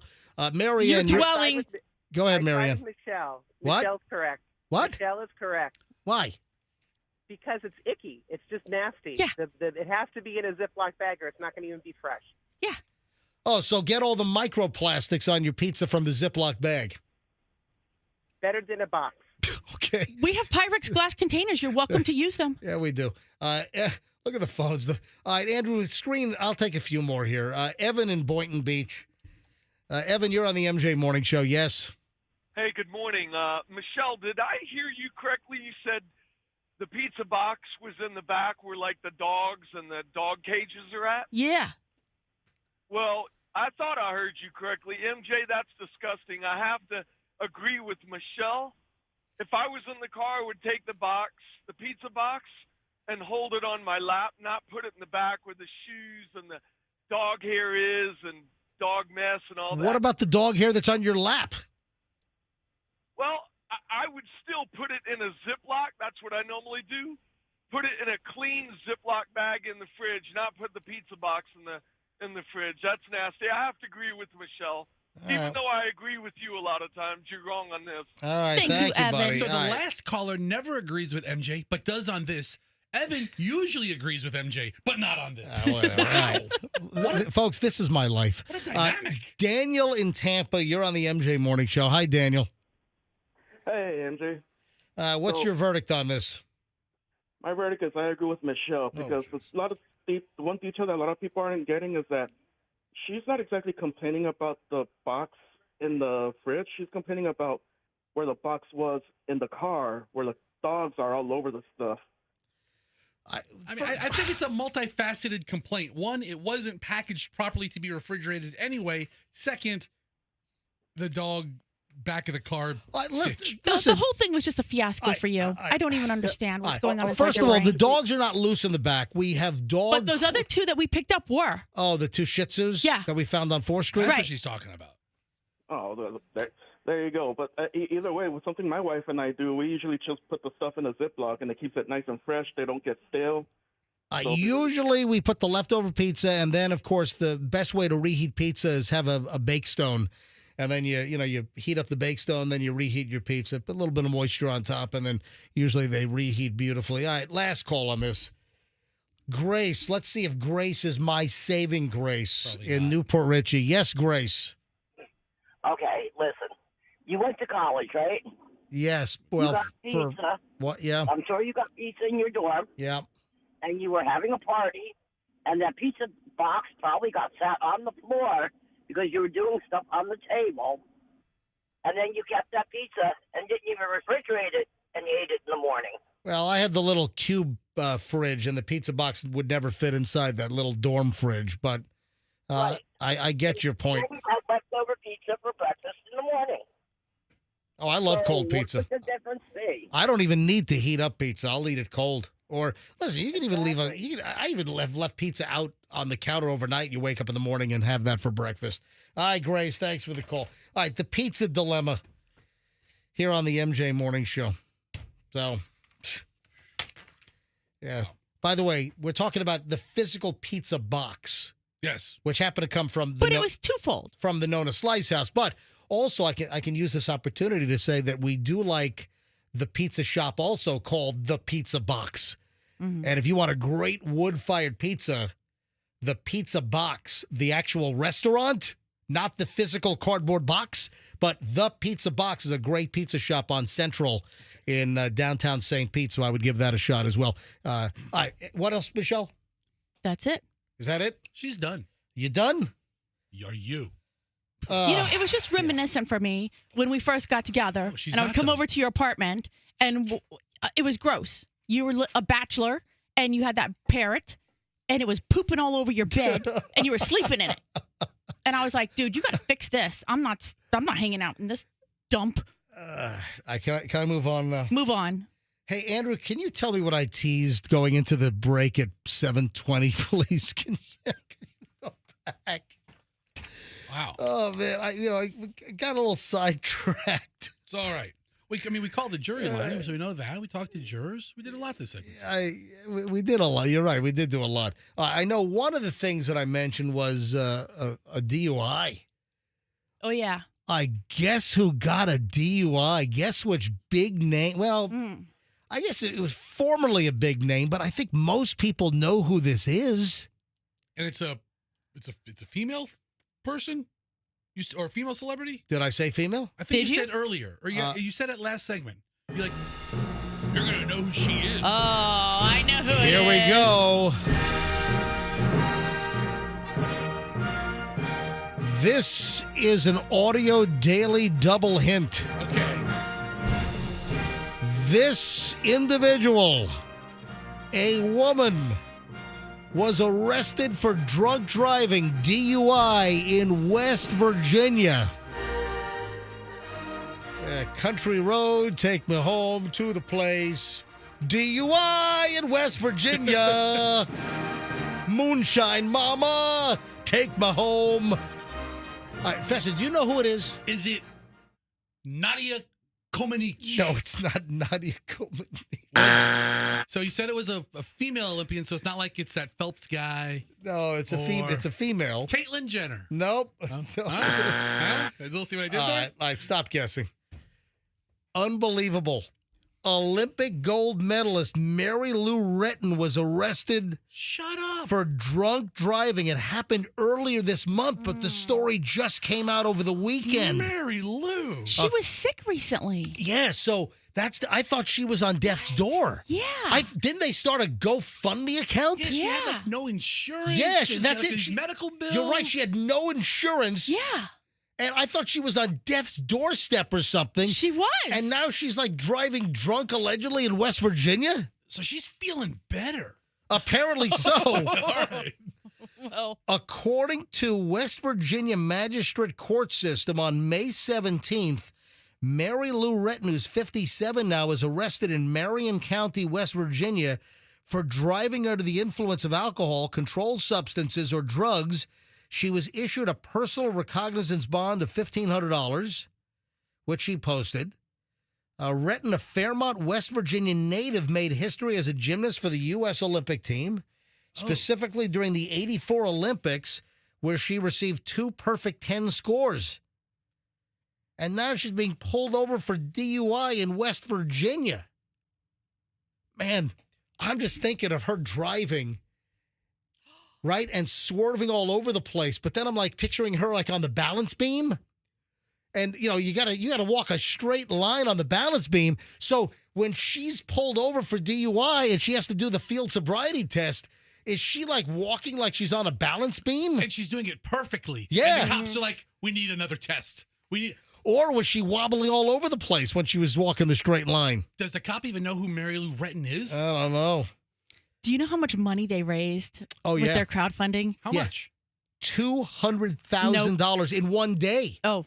The first day that they started the Mary Lou Retton GoFundMe to help her with her medical bills because she was broke and had no health insurance, they raised $200,000 the first day. And how much was the total? $459,234. Oh my God! So she raises almost $500,000 for hospital bills. Apparently, she used all that money for Captain Morgan. No, I'm kidding. I have no idea. Kettle One or whatever. She can afford whatever she wants. Maybe some White Claws by the truckload. I don't know. Get the top shelf stuff. What were we going to say? No, I'm just thinking. Think of somebody who I've never heard anything bad about. Mm-hmm. You know, I've never heard her in trouble or anything like that. Yeah. And somebody that the country, I guess, unanimously loves or Right. has a warm spot for. Yeah. Mary Lou Retton. How isn't she like a big dwarf? What? Isn't like her height what are you saying? Isn't she like a centimeter above? Because she was like in gymnastics, right? And generally speaking, those Olympians are smaller and more petite in their stature. They can be, but they don't have to be, Fester. I think I read somewhere once that Mary Lou is like a centimeter above legal dwarf status. Stop it. Let's take a look. I'm on her. There has to be a cutoff. And Mary Lou she is 4'9". Yeah, like 4'8" is like, big midget. I mean, it's like hold on. Why did you Google? Why did you Google what? Oh yeah, he's right. I saw it. I'm not making this up. What is it, Michelle? 4'10".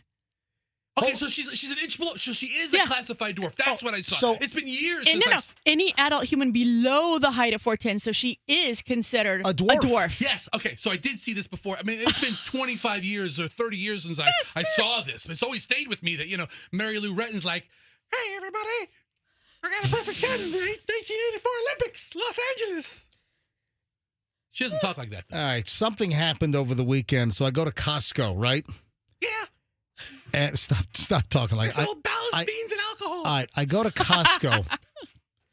Go to Costco to get some, a couple of things I need at Costco, right? Yeah, everybody has to make a wholesale club run once in a while. I say to Michelle, hey, Michelle, I'm running to Costco quickly here. I only go to Costco like 4 or 5 times a year, and I kind of stock up on the things that I like. So I'm going to Costco. I say, hey, Michelle, you want anything? And Michelle says, the only thing I want are the chocolate-covered raisins that come in the plastic container. Ooh, those are the good ones. Yeah. Are they? Yeah. You like them? I'm a fan. Or are you? I'm not a fan. When's the last time you purchased them? I mean, it's been a while, but I'll take things out of plastic containers before like a pack of Raisinets. Guess what? Yeah. Guess what? What? Costco chocolate-covered raisins canceled.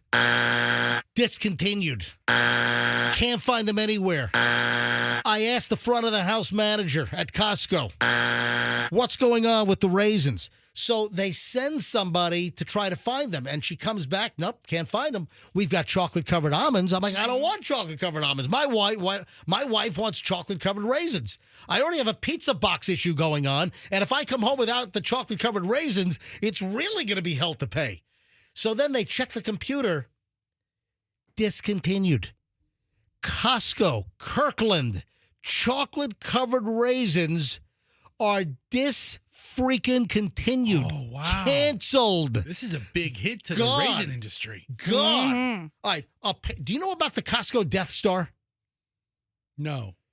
Hold on. You don't know. So I didn't even see this, but I don't know if they have these. But do you know, folks, what the Costco Death Star is? If you're at Costco and you see the sign, the white cardboard, you see the white placard that has the item number, the price, all the information. If there is a star or an asterisk, it's more like an asterisk. If there's an asterisk on that sign at Costco, that's called the Death Star. And it means that product is being discontinued. Yeah. I've seen that. There's different numbers. It's like if it's like a seasonal item, like if the change ends in a certain number, it's only seasonal and it's going away in a couple of months, or it's only temporary, or it's a manager's special, or it's being discontinued with the little star or the asterisk in the side. Yeah. All right. So there must be something going on with Big Raisin or Big Chocolate right now, because I am a Sam's Clubber. Yep. And I went to their website where I have purchased the Members Mark chocolate covered raisins. Yeah. According to samsclub.com, there is not any Sam's Club within 150 miles. That has the Members Mark milk chocolate covered raisins, the 54-ounce bucket? I picked the Sam's Club on St. Petersburg as the home store because we're in St. Petersburg. Yeah. And there's nothing in the area of it might be nationwide. What's going on in the raisin industry? Well, but Kirkland, Costco brand chocolate covered raisins, they've been discontinued. Also, what the hell happened to that Korean barbecue jerky? Yeah. At Costco, that stuff disappeared like like a fugitive. Deported. I don't know, to a Venezuela, to a El Salvador prison. He's like, I'm Korean. What am I doing here? Yeah, I mean, just some of the items I like have just disappeared. And then why did Costco start or stop? Why did Costco stop carrying Locatelli cheese? That was just to piss you off. Apparently so.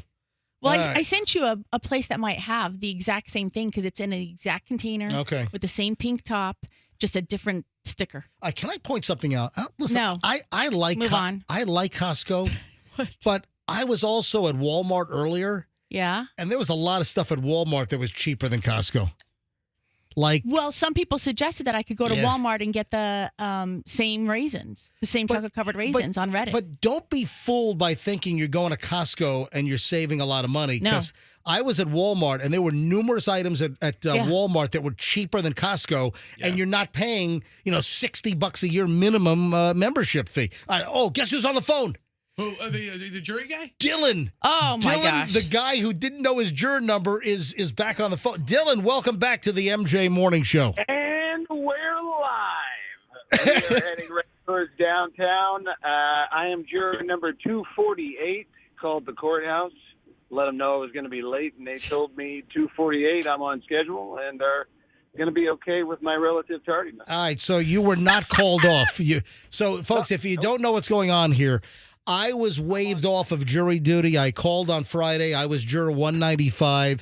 And Hillsborough County jury duty today, only jurors 1 through 425 need to report. So Dylan called us earlier and said, I'm on my way, but I don't know what my juror number is. I'm like, dude, you got to know what your juror number is to see if you even had to, call in or go there.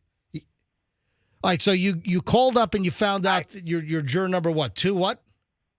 248, I guess, right? Hey, Fester, I made a play, and it worked. Yeah, you did, man. You took your shot. Because if you would not have gone on the hopes that you were into 2/3 of the people who were waived off, there would be a warrant out for your arrest. I don't think they do that. That would be a whole lot of problems I'm not looking to track down. You don't sound like you're built for jail, Dylan. You know what? No, but I'm built for a sleepless night to head on to a jury. Okay. All right. Dylan, thanks for phoning us back, man. Yes, sir. Have a good one. All right, so he's called. I still don't want that guy on my jury. So he calls up earlier and says, I'm on my way to jury duty, because I asked people to call up. I'm like, all right, so I've been waived off as juror number 1095, but if your jurors 1 through 425, if you're listening, call up. And then Dylan calls up and is like, I'm on my way to jury duty. I don't have the form with me. I don't know my juror number. I'm like, dude, you might not even have to show up. But apparently he did call and his name was checked. And he's within the specifications of 1 through 425. You should have him. You should have told him to call back and let us know if he gets selected. Oh, he will. Okay. Yeah, listen, Dylan's the kind of guy, he'll keep us... Dylan, if you're still listening, give us a call back. Yeah, Dylan will keep us up to speed, I think, every single step of the way, is what I'm guessing. You want to hear something really interesting?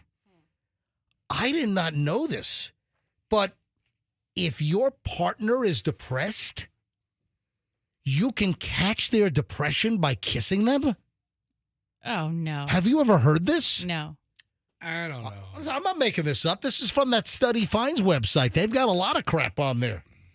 You could catch your partner's depression through kissing, according to a study. I think you could get down in the dumps if you have a partner who's going through something and they're down all the time. Why don't you quit guessing over there and why don't you listen to the science? Yeah. Okay? I am an almost exclusively French kisser.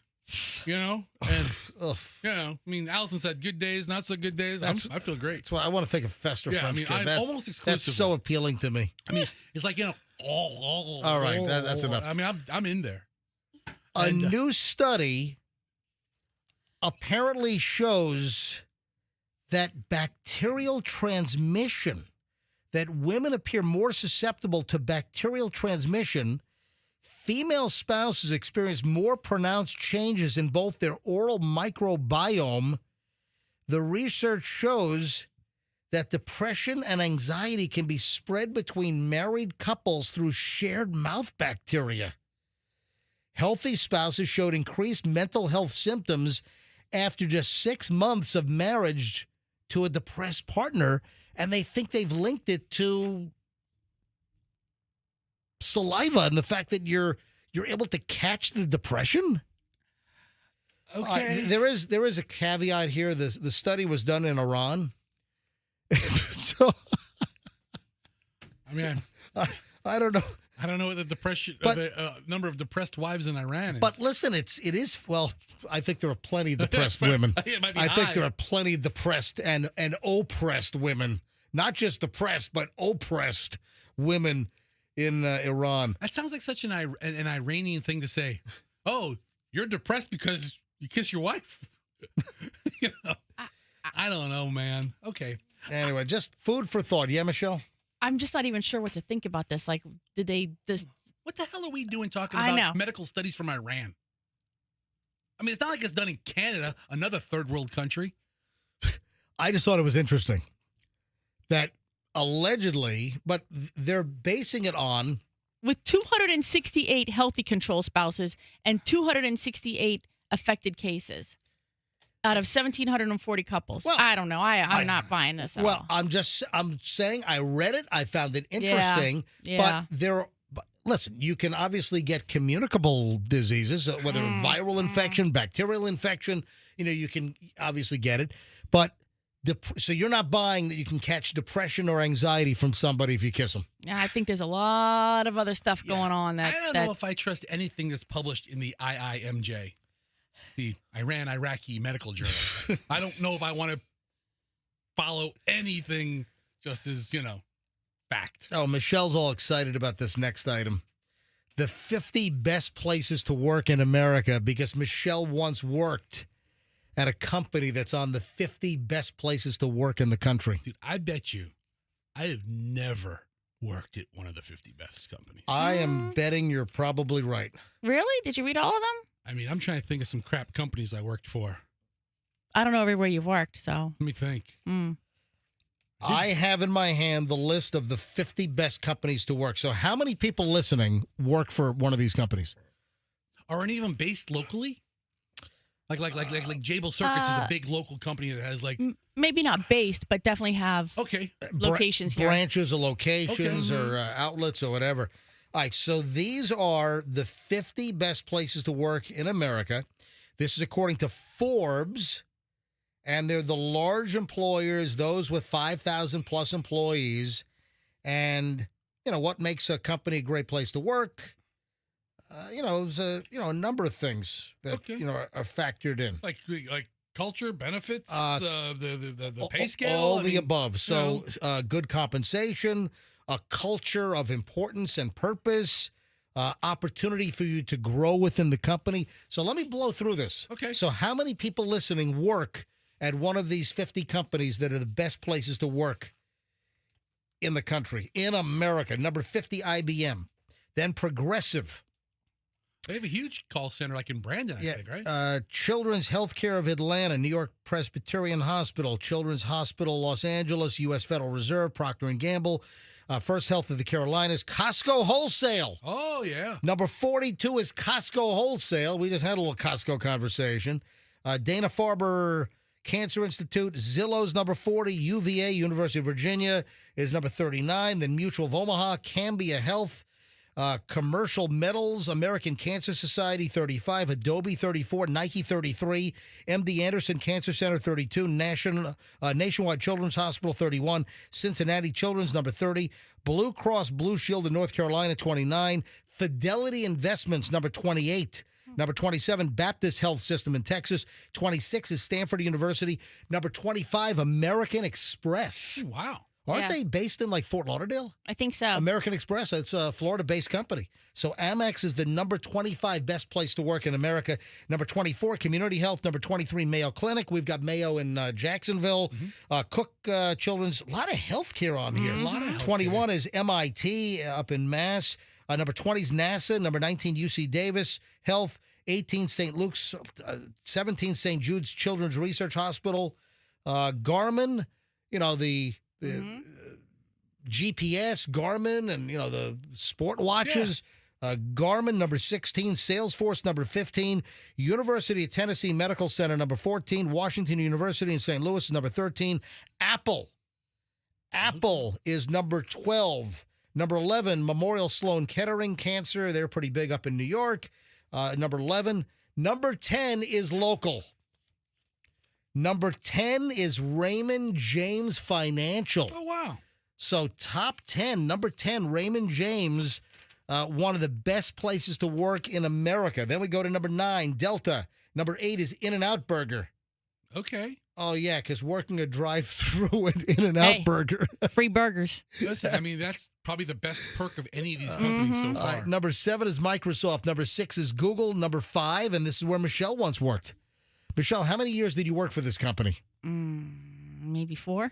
Michelle worked at this company, number 5, best place to work in America, Navy Federal Credit Union. Oh, wow. And Michelle was a teller and then was in mortgage services at Navy Federal in Virginia Beach. Good Number place. 4 is NVIDIA, the chip manufacturer and graphics and everything. NVIDIA, number 4. Number 3 is Houston Methodist. The number 2 best place to work in America is, ring that bell, Trader Joe's.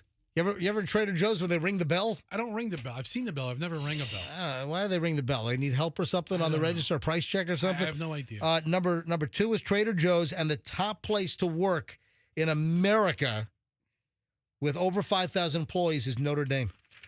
University of Notre Dame in South Bend, Indiana. What makes Notre Dame so great? I don't know. Well, what do they do? Competitive labor market. Top employers pay strong compensation, culture of purpose, and opportunity for growth.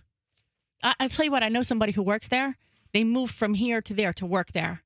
Their father worked there as well. I mean, if they love it. They were like, it is the best place to work. And when she was saying that to me, I didn't, obviously was not here. And I was like, trying to figure it out, and she really just, exactly what he's talking about, like the whole culture, the benefits, the how the community is, and she just loves it. All right, moving along. I saw this video and I just cracked up. So I don't know what algorithm puts crap in my feed on my Instagram. Right. But listen, I don't doom scroll for hours, but sometimes I'll get sucked in for 10 minutes and I'll scroll. An old training video from the 80s popped up. Right. Yeah. You've seen these, right? I've seen them before. We've Sure. talked about these. We played audio in the past. An old training video pops up and it's convenience store training. And this must be like a company that did like industrial videos to train people if you work in a convenience store, whether it's 7-Eleven or wherever. I'm thinking 1980s here. So think of convenience stores, 1980s, and new employees have to watch a training video. And the video has a woman and then there's a guy standing next to the guy, and they're in the back of the store near where they have like the coffee machines, the microwave to heat up like the frozen burrito. Those are great. You know how many frozen burritos I've eaten at a convenience store? Listen to this. Listen to this audio. Everything looks safe here. Not so fast, Chris. Look closer. Aha! The microwave is running unattended. That's right. And there's a can of paint thinner inside. What the hell? Not so fast, Chris. Hold on, Chris. The microwave is running. Oh, and look, there's a can of paint thinner inside the running. That's like a bomb, right? I would imagine that thing could blow up like a... Yes, Chris, I got to hear this again. Everything looks safe here. Not so fast, Chris. Not so fast, Chris. Oh, the microwave is running. Oh, but Chris, there's more than just the microwave running. Everything looks safe here. Not so fast, Chris. Look closer. Aha! The microwave is running unattended. That's right. And there's a can of paint thinner inside. Who did that? An employee or a customer? I mean, honestly. It's a disgruntled customer. Yeah. Not so fast, Chris. Not so fast, Fester. Fester, why don't we put a paint thinner can in the microwave in the station kitchen and see what happens? I think that's a great idea. You know, they didn't get you on the turkey fryer deal. Maybe they'll get you on the paint thinner in the microwave. Fester! Come and get me, lawman. You know what they call me? 7-Eleven, because I'm always open for business. I saw that video, and I'm cracking up. The video just popped up in my reels. Not so fast, MJ. Oh, and speaking of convenience stores, your favorite convenience store is what? Oh, I have so many. I mean, overall, top pick, regardless of location, what is your favorite convenience store? I got to say, I think I'm a Circle K fan. I mean, I love Wawa's. I love Circle K's. I love They opened a new 7-Eleven near my house. I'm digging that right now. I was thinking more of the specialty end because you've driven hours to go to this place. Hold on. Whoa. Stop. Oh, so Buc-ee's is not a convenience store? Okay, shut your face, dude. No. Shut my face. Buc-ee's is bigger than half of the cities in the state of Florida. Okay? I mean, it's not a convenience store. When you say convenience store, I think of like the corner of, 4th Avenue, down the road a little bit. Or Buc-ee's is bigger than Belglade? Yes. Buc-ee's is bigger than Palatka? Probably twice as big as Palatka. How about Florida City? Florida City or Floral City? Because the answer is yes to both. They're both. Yeah, the answer is yes to both. Yeah. I mean, Buc-ee's is a metropolis. It's How a about destination. Mount Dora? Oh, No. yeah, Buc-ee's is bigger than Mount Dora. Yeah. Yeah. MJ, Buc-ee's is not a convenience store. The reason why I'm bringing this up because it's not a convenience store. Don't someone put it in did the you know same sentence. do you know a guy did a Buc-ee's song? No, but I'm here for it. How many Buc-ee's in the state now? 3. Have they opened Ocala yet? No, it should be under construction. So there's a Buc-ee's going in right near 75 and the Turnpike, right? I guess somewhere up there in Ocala area. All right, have you heard this? You won't have to drive all night. No. Because Ocala, without traffic, you're there in an hour and 10 minutes. Yeah, hour and a half. Yeah, hour and 10, hour and 20, whatever. Yeah. Yeah. What song is that based on? Drove To Get Lucky. To Get Lucky, yeah. Who does that? Michelle, who does that song? I have no idea. It was a hit. What song is that? Get Lucky song. Yeah. I'll tell you in a second. I don't know.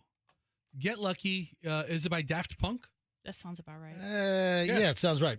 Okay. Sounds about right to me. All right, good. I'm glad you approve. Yep. All right. If one of these is your PIN number, you got to change it. Dude, I had a friend who once asked me to pick something up for him. It was booze because he was a functioning alcoholic. Mm-hmm. And he goes, hey, just use my debit card. And he gives me his debit card. And he goes, hey, the PIN is 50-50. And I go, okay. He's like, because there's a 50-50 chance it'll be approved. And then, Are you serious? Yeah. What a funny line. So 50-50 was his. The latest list is out. And if your PIN code If your personal identification number, if your PIN is on this list, you're supposed to change it. And this goes beyond, the 1, 2, 3, 4, or these are PINs. Similarly, you're told that if your password on a computer or email is like password 1, 2, 3, 4, obviously you got to have a strong password these days. And, so many passwords and email accounts have been compromised, and, all that info is available on the dark web. What was a recent deal? Like 186 million, email accounts and passwords were compromised, and all that crap is available. It feels like I hear it weekly.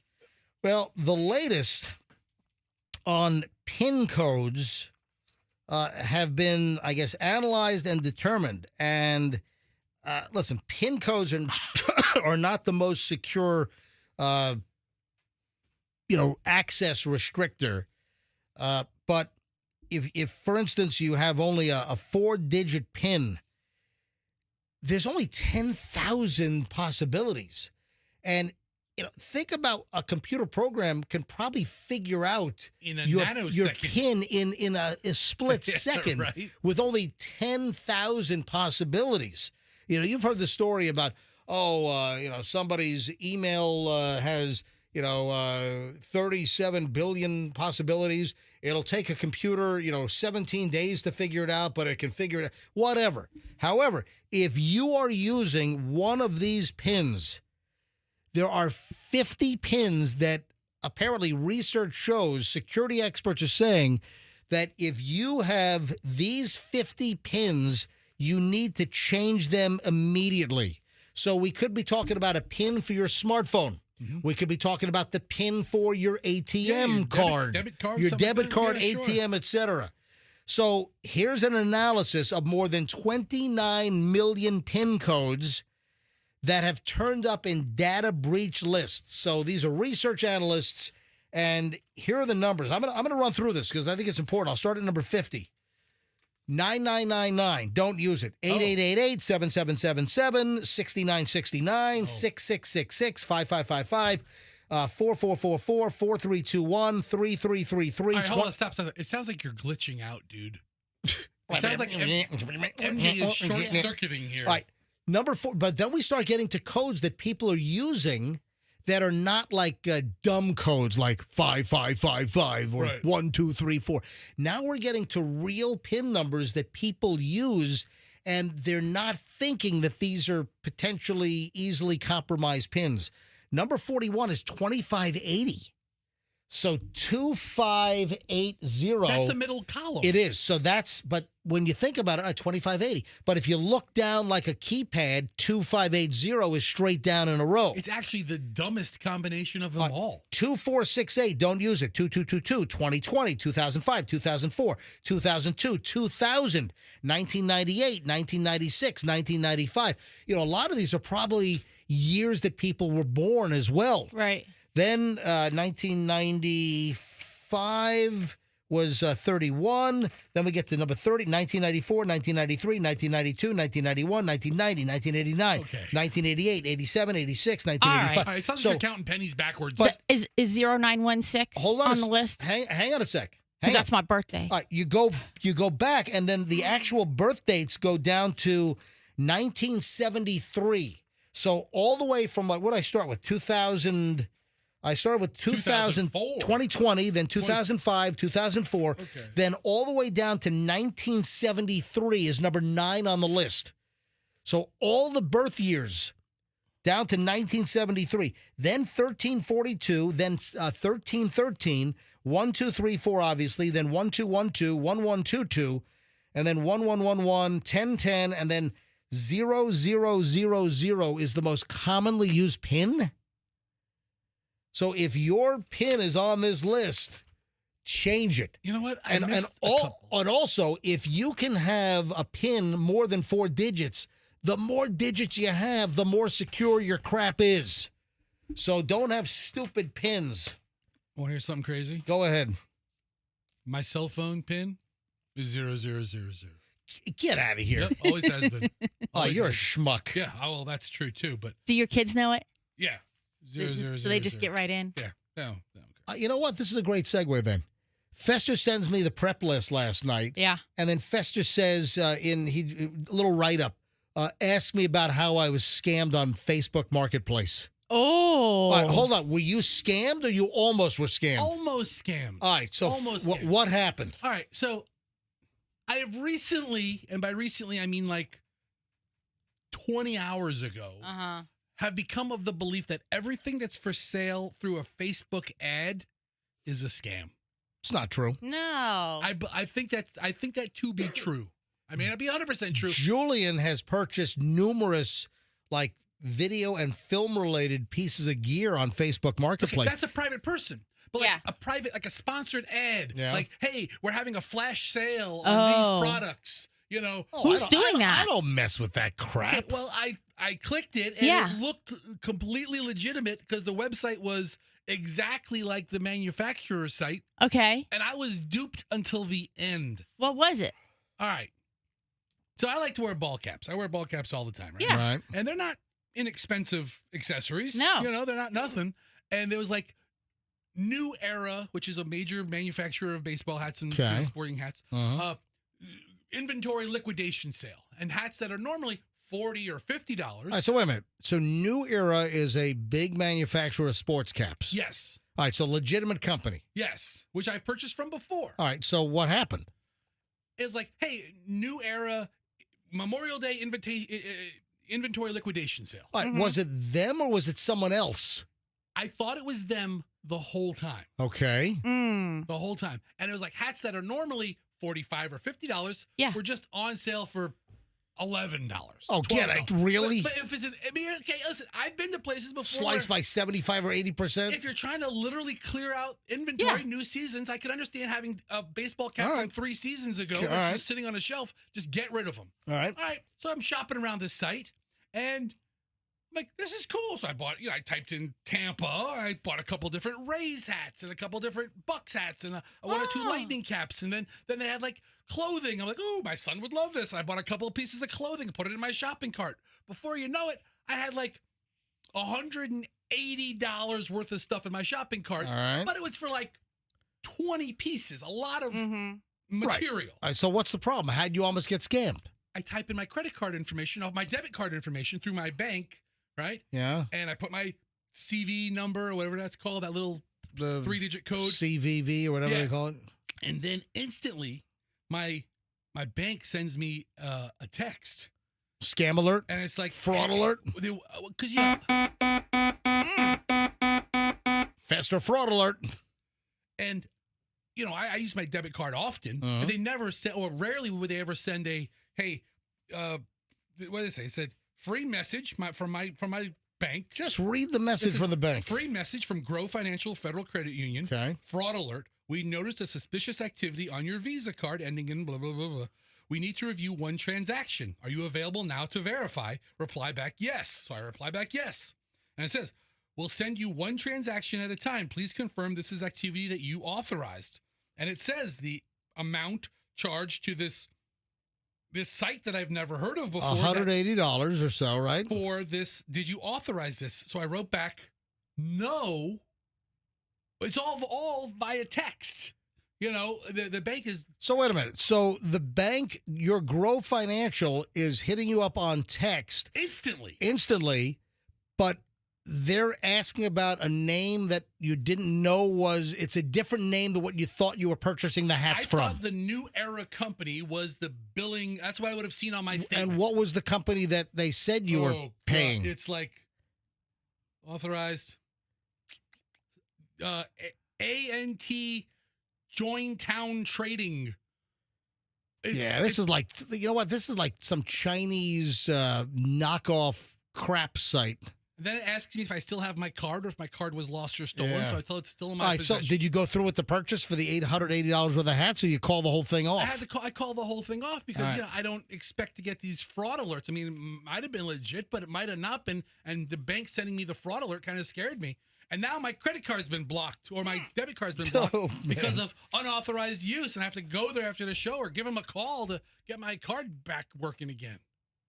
But, all these little things on Facebook, not the marketplace, not where you're buying from private people or through somebody's Etsy page or something, but these fronts where they're sponsored ads, where these, deals that look really, really, really incredible, I think they're all frauds. I mean, has anybody bought anything where they got the actual material? Did I miss out on, and there's like the little ticker, 18 hours remaining on sale. A lot of times, when you're doing these e-commerce things online, something that pops up on Facebook or on Instagram, Instagram's the same a way. lot of these, it's like almost like the Temu, like just Chinese junk sites. Like a T-shirt you order is actually being like printed and it's being mailed from China or something. Yeah. Just sketchy. Billy Joel. What happened to him? Apparently, he's got something similar to like dementia. So Billy Joel has canceled all tour dates going forward. And the question is, will Billy Joel ever hit the road again? Here's the latest. Billy Joel says he has a brain disorder and he's canceled all scheduled concerts. This was big news over the weekend. Billy Joel says he's been diagnosed with a brain disorder, and as a result, he's canceling all scheduled concerts, according to TMZ. The announcement came on Friday, suffering from normal pressure hydrocephalus. Is that like... I never heard of this. Normal pressure. Well, it sounds like it's normal, so what's the problem? Just normal pressure So, hydrocephalus. if you got normal pressure, it sounds like everything's A-okay, like green light. Now, if he has... Everything's great. What if he had abnormal? Yeah, exactly. I would think that if you have abnormal pressure hydrocephalus, that's a problem. But normal, well, apparently that's a problem. It's a brain disorder where excess fluid accumulates in the brain's fluid-filled cavities, and he says that his condition has been exacerbated by his recent concert performances, and he's having trouble seeing and hearing and balancing. Have you heard of the term water on the brain? I have. Is that where it comes from? I just typed in hydrocephalus. I thought it was like a buildup of like fluid, like with a head injury or something, or like encephalitis or something. They use the term builds up right here in the Google review, the AI overview. Hydrocephalus means water on the brain, a condition where cerebral spinal fluid builds up inside the brain. Billy Joel says that his doctors are instructing him to undergo physical therapy. He's been advised to stop performing while he recovers. No timetable for him to get back on stage. He says he's very apologetic. Sorry to disappoint the audience. Billy Joel's people says that his shows through July 3rd of 2026 have been canceled. All tickets will be refunded. So for the next a year plus. So over a year, they're already canceling Billy Joel concerts through July 3rd of 2026. I remember he was doing, we saw him in Tampa when he was with who? With not Rod Stewart, the other guy. Sting. Yeah. Right? Yeah. So we saw, oh, that's right. You got the wheelchair seats. Best seats in the whole place, but that's for a different time. But we saw him when he was with Sting in Tampa, maybe, I don't know, a year ago, whenever. But then he also did concert dates with Stevie Nicks. You know, and I know he did some in Madison Square Garden and some other places. Well, Madison Square Garden, he had a monthly residency there for years. He was doing a show every month. So, and he had a long tour that was announced. Guess who's wishing heartfelt thoughts to Billy Joel? Blank sends heartfelt message to ex-Billy Joel amid his brain disorder diagnosis. Who do you think is offering up condolences or thoughts and prayers and good wishes? Let me give you a hint. It's...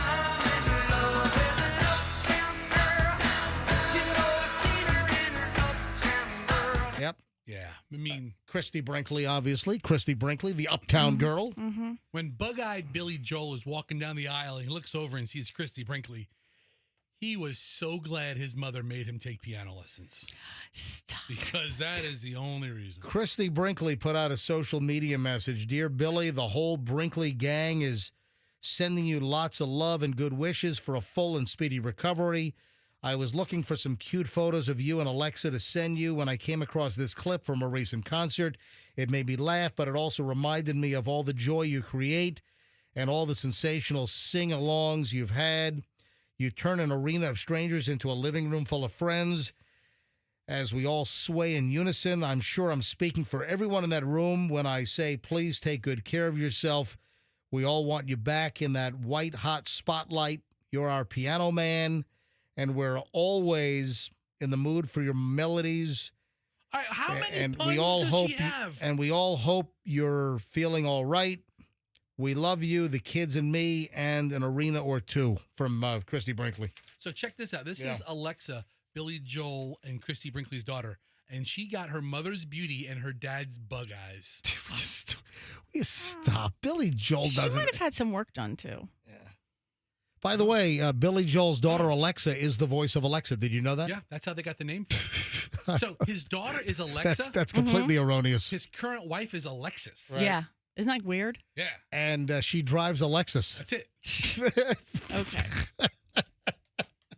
And his next wife will be a Kia. A speedy recovery. No, Daewoo. Speedy recovery to Billy Joel. 76 years old, canceling all shows for over a year till July of next year. Dude, you saw Mission Impossible, right?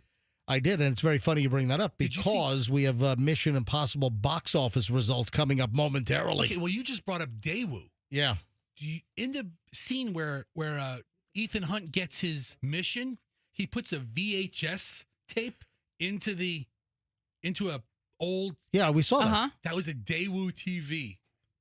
And I was like, yes, I saw that. I made a note of that because I'm an electronics nerd. I made a note of it because I know you're a nerd on all things, especially electronics. It was that all-in-one. It was the TV with the built-in VHS in the bottom. And I was like, Daewoo, I haven't said that name in ever. Yeah. Maybe 20 years. So Daewoo went from making VHS TVs to making cars. Well, I guess Mitsubishi did the same damn thing, right? Mitsubishi, they made VHS machines, airplanes. Remember back in the subway day? cars. Do you remember the promotion we had, Daewoo a day? Did I say airplanes? Right, and cars, yeah. Remember we gave out like car leases? Oh my gosh. Remember Daewoo's? That is going way back. Daewoo had the dealership on US 19. That was the cheapest, worst radio promotion ever. People were returning the cars after like 30 days. That was just keep it. That was over on FLZ. Yes, Daewoo a day. Oh yeah, back during that was MJ and BJ. Yes. That was a long. I forgot about that promotion. So our sales department got snookered into a promotion. And then we had to execute this thing. Well, Daewoo was this big company from overseas. Yeah. Was it Korea or Japan or China or where? Daewoo, I think is, well, look it up. I think it was Korean, maybe. We're talking in real time.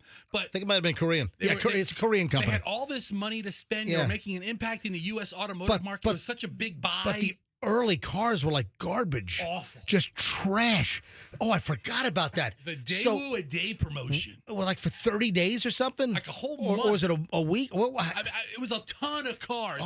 They couldn't give these cars out fast enough, and it was great winners, and everybody was excited. Yeah, so... And then you drove it. Yeah, Daewoo a day, but it was only like a 1-year lease or something? What was it? I thought it was like a 2-year lease, and the leasing price was like $250. Oh, I don't even think it was that much. I mean, so like the whole prize was worth like $3,000. I can't remember what it was. So we gave away these Daewoo leases. You didn't win the car. You just got the lease. You got a lease for X number of months or whatever the hell it was. One guy told me that he won, and they tried to stick him with this huge over mileage bill. Oh my God! God! He won the car from us. But didn't some people like win the lease and then bring the car back because it was such a piece of garbage? Like half of them did. It's like, I don't want this prize. I mean, they knew take your prize back. They knew we had nothing to do with it. We were just doing the contest. We don't make these cars. But I saw a couple people afterwards like, yeah. Who would drive a day? And they're not around anymore. I don't think so. No, they're in America. They're not around. They're not in America. All right. So Andrew is saying that General Motors absorbed Daewoo. Okay. After Daewoo went bankrupt, who would drive a Daewoo? What kind of low rent? I mean, it now operates as GM Korea. But it was still. But the Daewoo name is it retired or is it still around? I remember I heard that they made good electronics. I don't know, but wow, the Daewoo models. Well, there was a. All right, Andrew says it's still a big conglomerate, But I just remember those cars they brought to the U.S. back in the 90s were just hunks of garbage. Where we gave the leases away, and then I forgot about that. People gave them back. We don't want your prize. That's the car we gave away. I'm pulling up a picture of it right now. It looks like it's going to fall apart. That's an ugly ass car. A 1997 Daewoo. But anyway, I saw it when you just said Daewoo. I saw it on the Mission Impossible movie. I was like, hey. Speaking of Mission Impossible, the box office this weekend kind of underwhelming. Lilo and Stitch whipped Tom Cruise's butt. What? We saw Mission Impossible on Thursday. Michelle and myself and Julian, we went to a 6 p.m. IMAX at the Veterans 24. Is it Veterans 24? I don't know. Veterans 106. Anyway, so we went and saw. Listen, I liked the movie. I thought it was good. Keep in mind, Mission Impossible is 170 minutes and doesn't appeal to like everybody that is also then going to see Lilo and Stitch, which is only 108 minutes. Yeah, that's the so thing. you can run it. Yeah, so you can get more screenings of Lilo and Stitch in a 24-hour period than you can get Mission Impossible in, which is close to 3 hours. But anyway, kind of a surprise. Lilo and Stitch, holy crap. I don't know why it's a surprise because these kids' movies, they have a built-in audience who are. We went to. You've got the kids, and then the parents have to go, Right. and then they have the adult ticket's more than the kids' ticket. It's not like Minecraft where a lot of the kids were of an age where they can't drive, but I felt okay dropping them off. Yeah. But these are a lot of younger kids. Right. So this is what's interesting, though, is that Lilo and Stitch brought in $183 million over the holiday weekend. It's amazing. That is almost a 200. That's Disney. Disney's got to be thrilled. They're peeing their pants. Disney's got to be thrilled. $183 million. And in second place was Tom Cruise's Mission Impossible 8, The Final Reckoning. And that didn't even crack $100 million. I would have thought for sure that Mission Impossible would crack that magic $100 million, but Mission only brought in $77 million. And what's a bit alarming is that it fell off every day. So Friday was big, then fell off on Saturday, fell off even further on Sunday, and it was a holiday weekend. So why is that? And some speculation is word of mouth, that maybe the word of mouth from people, it kind of suppressed sales, and that's why box office dropped each subsequent day. But Mission did do very well overseas. I think I saw that it brought in like $175 million overseas. But the budget, this movie budget, Michelle, you said was maybe close to $400 million? Yeah. I mean, $300 to $400 million. Every set was so elaborate in that movie. You know. But yeah, Lilo and Stitch, I went to the theater to see it on. Oh, that's right. You went to see it with your kids. No, I'm sorry. I went to see Mission Impossible on Friday night with the old lady. No, but didn't you take your kids to see Lilo and Stitch? No. Oh, I thought that was the plan. No, the plan was to see Mission Impossible on Friday, and we did without the kids. They were just home with, I thought you said you had to bring your kids to see Lilo and Stitch. They want to see it, but so there was so much fanfare. You denied them. Well, initially, yes. Although they will see So it. essentially, if you took Hadley and Hudson, your kids, instead of Lilo and Stitch having $183 million for the weekend, it would have been $183 million, like $40. Yeah, I mean, I already got to see. Here's the thing. I'm at the theater, and we have our tickets pre-purchased, and there are people walking up trying to buy tickets. Moms with 2 or 3 kids, 4 tickets for Lilo they're and sold Stitch. out? And she's, we're sold out. Oh, and the kids are throwing a tantrum and crying, I want to see Lilo and Stitch! The kids are just screaming. distraught. And God. if you are of the mindset that you can walk up to a movie theater and buy tickets from the ticket booth, those days are long over. For anything hot, you got to buy them online. Well, Julian was trying to pick out Mission Impossible tickets, and even a week ahead of time, a lot of the good seats were gone. And when we went to get the popcorn bucket, a dad in line behind us had a sleeping child, and he was like, I'm here to get the Lilo and Stitch tickets for Saturday. And Julian and I were like, you realize you could buy those online, right? Like, why did you come down here? But I guess people still think they have to go to the theater to buy the tickets. People may not be as tech savvy. Yeah. Go on freaking line. You pick your exact seat that you want. Right. But Michelle told me you better buy, if you're going next Friday, buy them. I bought them a week and a half in advance. One of the reasons why people might be going to the box office is because of the usurious BS service charge they'll add. No. What? What do you mean no? No, I don't think that's it at all. I don't think that has anything to do with it. But I bought my tickets from the movie company. I didn't buy it from Fandango. Or anything like that. So when Julian buys tickets like from AMC, he goes to the AMC website. He buys it directly from AMC, and Julian, because he's a film student, Julian, is part of the AMC, film club or whatever the hell it is. He gets, free popcorn, whatever, he gets a free movie every now and then. So, Michelle, what is the fee? I don't know. In order to purchase, what a racket. So you're using a computer. You're not actually utilizing a person. They're paying $15 an hour to stand at the box office, and they charge you a fee to use their a service fee or convenience fee. What a racket! If you're using their website, what's a convenience fee? Or what is a service fee if you're using a freaking computer website to buy your ticket? They have to pay for the platform. Well, that's called cost of doing business. Well, you know what? What you categorize as, I'll tell you what. You go to accounting school, my friend. Yeah, my friend, and see how everything is categorized on financial records at the end of the year. Okay, my friend. Yeah, I'm going to call you I'm not going to call you my wife anymore. Yeah, you know what? My friend. I mean, my you friend seem, Michelle. No, you're like, well, it's cost of doing business. Everything to you is the cost of doing business, and it's not. Can I just say, without like a foreign accent, to call somebody my friend doesn't hit the same. What? What? Like. What the hell? What did you say? Yes, hello, my friend. That just hits different than somebody just calling each other my friend. Listen to me, my friend. That doesn't hit. But listen to me, my friend. It's like, haha. Okay, so from now on, I'm going to have you do it for me. Yes. I'll give you a little signal. Listen to Michelle, my friend. See? Just there is a cost, right? Like, we know that they're not making money on the ticket to begin with. They're only making money on the concession stand. Well, they make a little money on the ticket. Tickets are now $24 each. They're making a couple of dollars. They're making a few dollars on the ticket, maybe. And also, it's not sold out every time. Yeah, listen.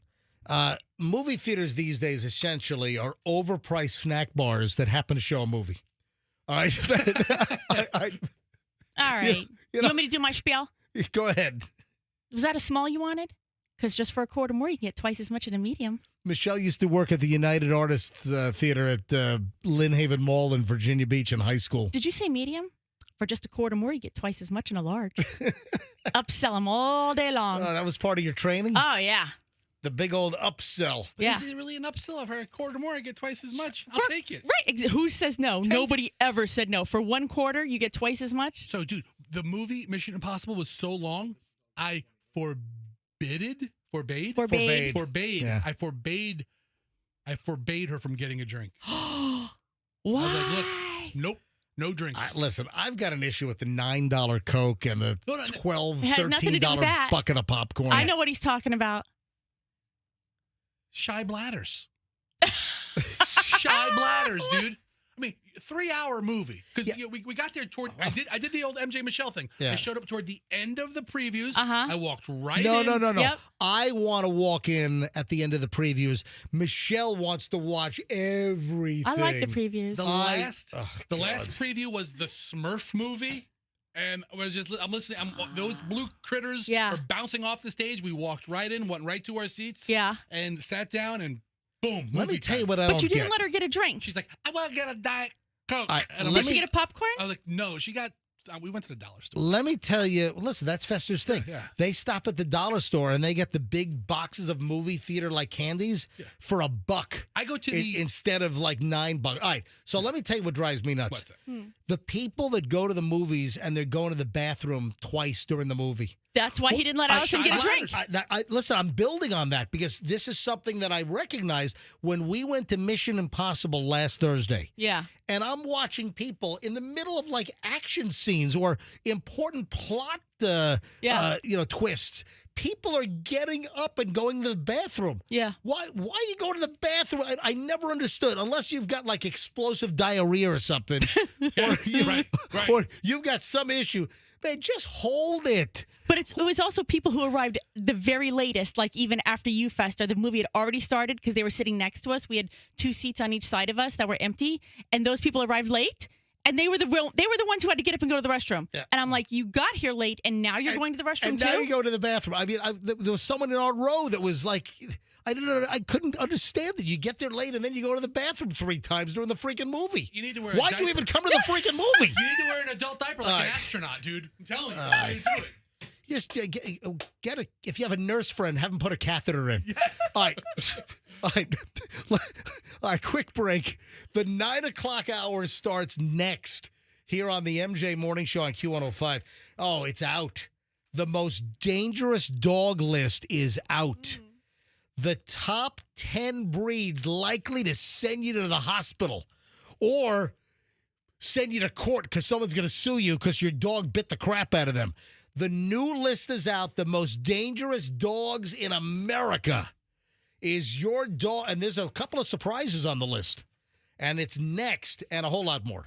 Just so much crap is coming up in the final hour. Don't move. We're back in minutes here on the MJ Morning Show on Q105, 104.7 FM. Stand by. Let's talk about my friends at twocollegebrothers.com. Twocollegebrothers.com is the smartest choice you can make when making a move. I don't want you to have added stress. You already have a very stressful situation with a move. It's already unsettling. You have so much to worry about. The last thing you need to worry about is the mover. The mover is supposed to make things easier, not harder. And unfortunately, there are many people that just choose the wrong moving company, and they end up with just agita on top of agita, man. They're just a tumultuous, problematic, just a pain in the ass. And you're not going to have that with Two College Brothers. You hire Two College Brothers, and they're going to take care of things. They're going to handle your furniture with kid gloves. They're going to wrap everything in blankets. They're going to handle your boxes with loving care like it's their own stuff. The background checks are extensive. The training is extensive. Why do you think Two College Brothers Moving and Storage has over 1,100 5-star reviews on Google? You don't get that unless you're doing a good job. twocollegebrothers.com. Mention me, MJ, get free moving boxes. They'll drop them off at your front door. If you're making a move or if you know someone that's moving, it's twocollegebrothers.com, the smartest move you will ever make. Veterans Ford. Now, I can't mention a name just yet. I got to ask permission. But a friend of mine and a very, very prominent individual, everyone knows who this is, just picked up a Veterans Ford pickup truck over the weekend. So I'm gonna keep things confidential for now unless I can get permission. So, friend of mine, this is how quick things actually happened.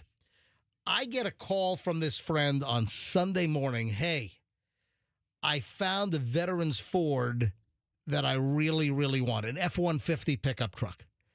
And I said, all right, give me the stock number. They sent me a picture of the stock number from the website. And I said, let me make a call for you. And MJ deal, folks. So, boom, the car was delivered the next morning. So, and the person that I'm talking about, again, I got to keep it confidential from now, but a prominent, well-known individual in the Tampa Bay area just picked up a brand new F-150 from Veterans Ford and then texted me after, this is the best purchase I've ever made. Love the experience, folks. It's Veterans Ford. You got employee pricing in effect from Ford. Hurry before it runs out shortly. Veterans Ford for your next Ford purchase at Linebaugh and the Veterans Expressway. And, of course, tell them that MJ sent you. Traffic's on at 8:57. MJ Morning Show back in minutes.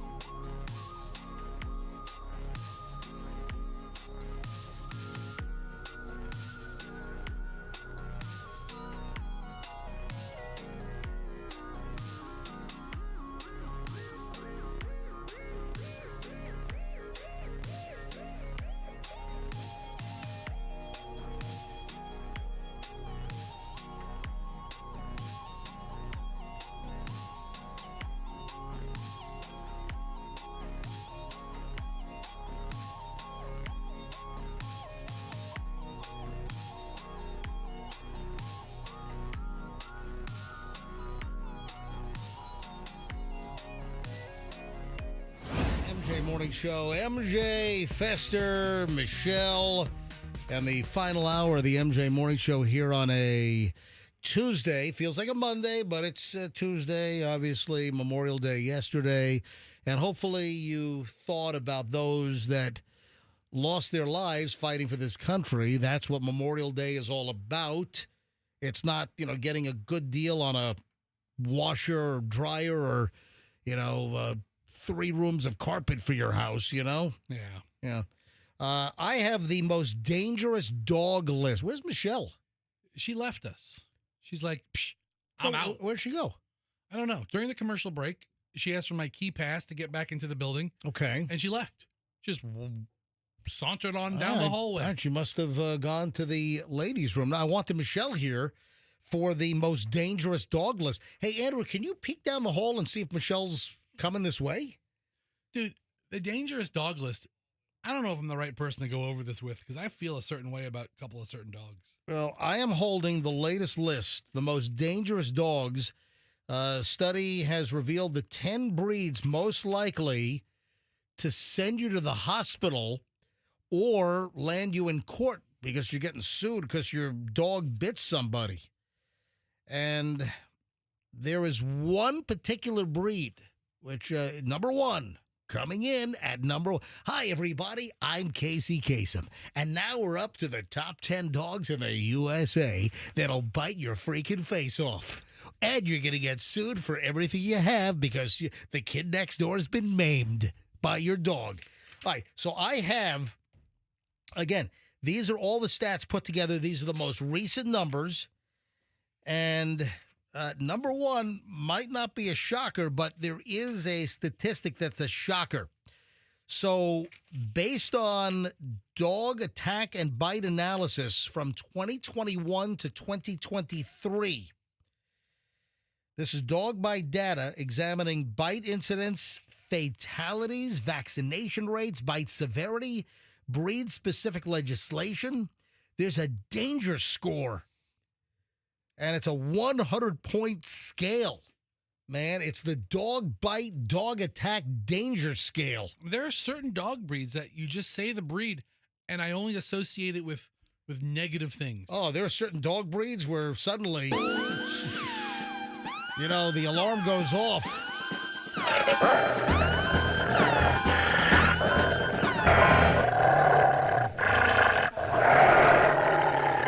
Are you ready? Coming in at number 10 on Casey's dog maim list. Sorry. Number 10, Labrador Retriever. Okay, Lab isn't on the list of dogs they're a popular dog and they're a big dog. So total incidents with Labs, 136. And Labs, black Labs, chocolate Labs, I would imagine just all Labs. And maybe it's because, I wonder if the meth lab is on here. Black lab, chocolate lab, the meth lab. The meth lab will send you to the hospital. I'm wondering, because it's a very popular dog, a lab is just a very kind of a ubiquitous family American dog. If you're going to say golden retriever next or golden doodle, it's just because of the popularity of these dogs. These aren't dangerous dogs. All right, well, I guess the only shocker on the list, well, maybe there are 2 on the list I didn't, maybe 3, maybe 4. Read the list. All right. Read the list. All right. Number 10 is the Labrador Retriever, responsible for 6.28% of dog bites in the U.S. It's a big dog. Right? Maybe you're playing with it. I don't Number know. 9 is the Mastiff. That's like an enormous dog. That dog is like a freaking wall. Those dogs, and you know what? I like Mastiffs. I think that they're gorgeous dogs. Mastiff is responsible for 0.88%, but when you factor in total incidents, fatalities, see, the fatalities, that jams up the Mastiff. Who dies with a Mastiff? And then also a low vaccination rate.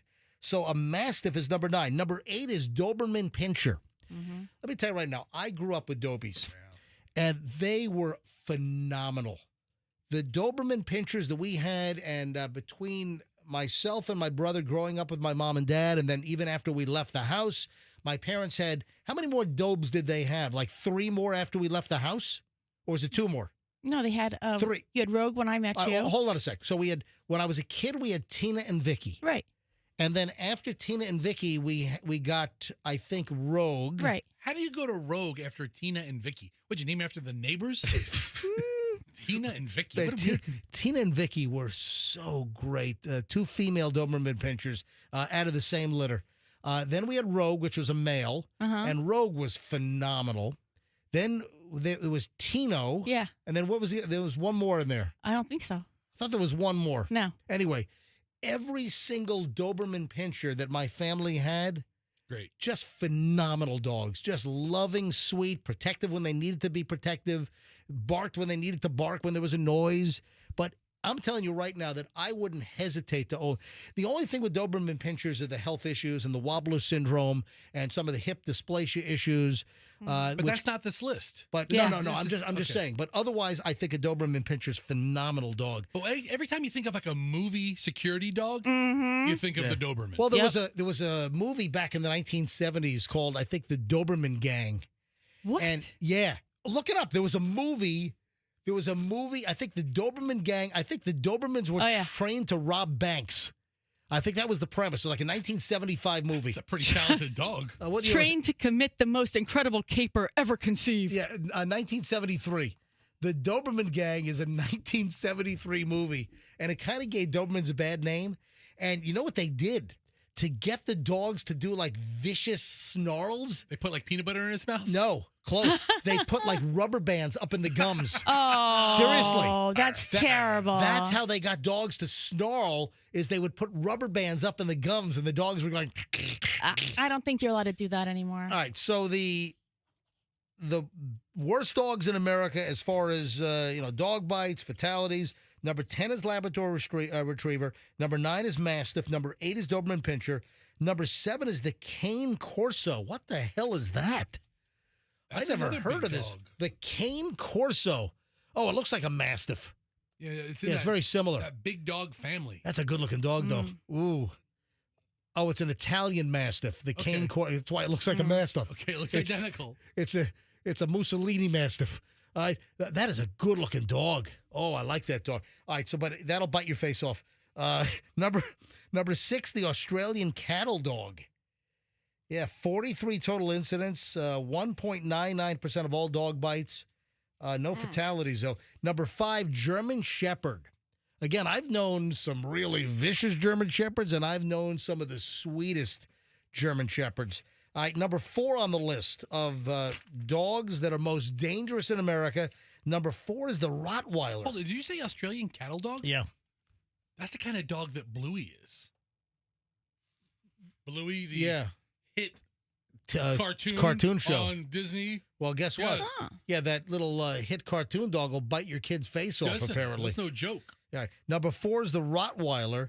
51 incidents, 2.36%, 7 fatalities. Rottweiler is one of those dogs that I associate with aggression. But 7 fatalities. Let me tell you right now that I've told the story before.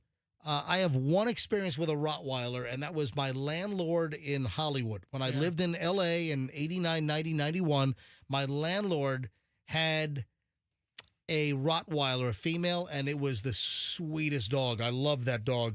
Number 3 is a boxer. This is like a shocker to me.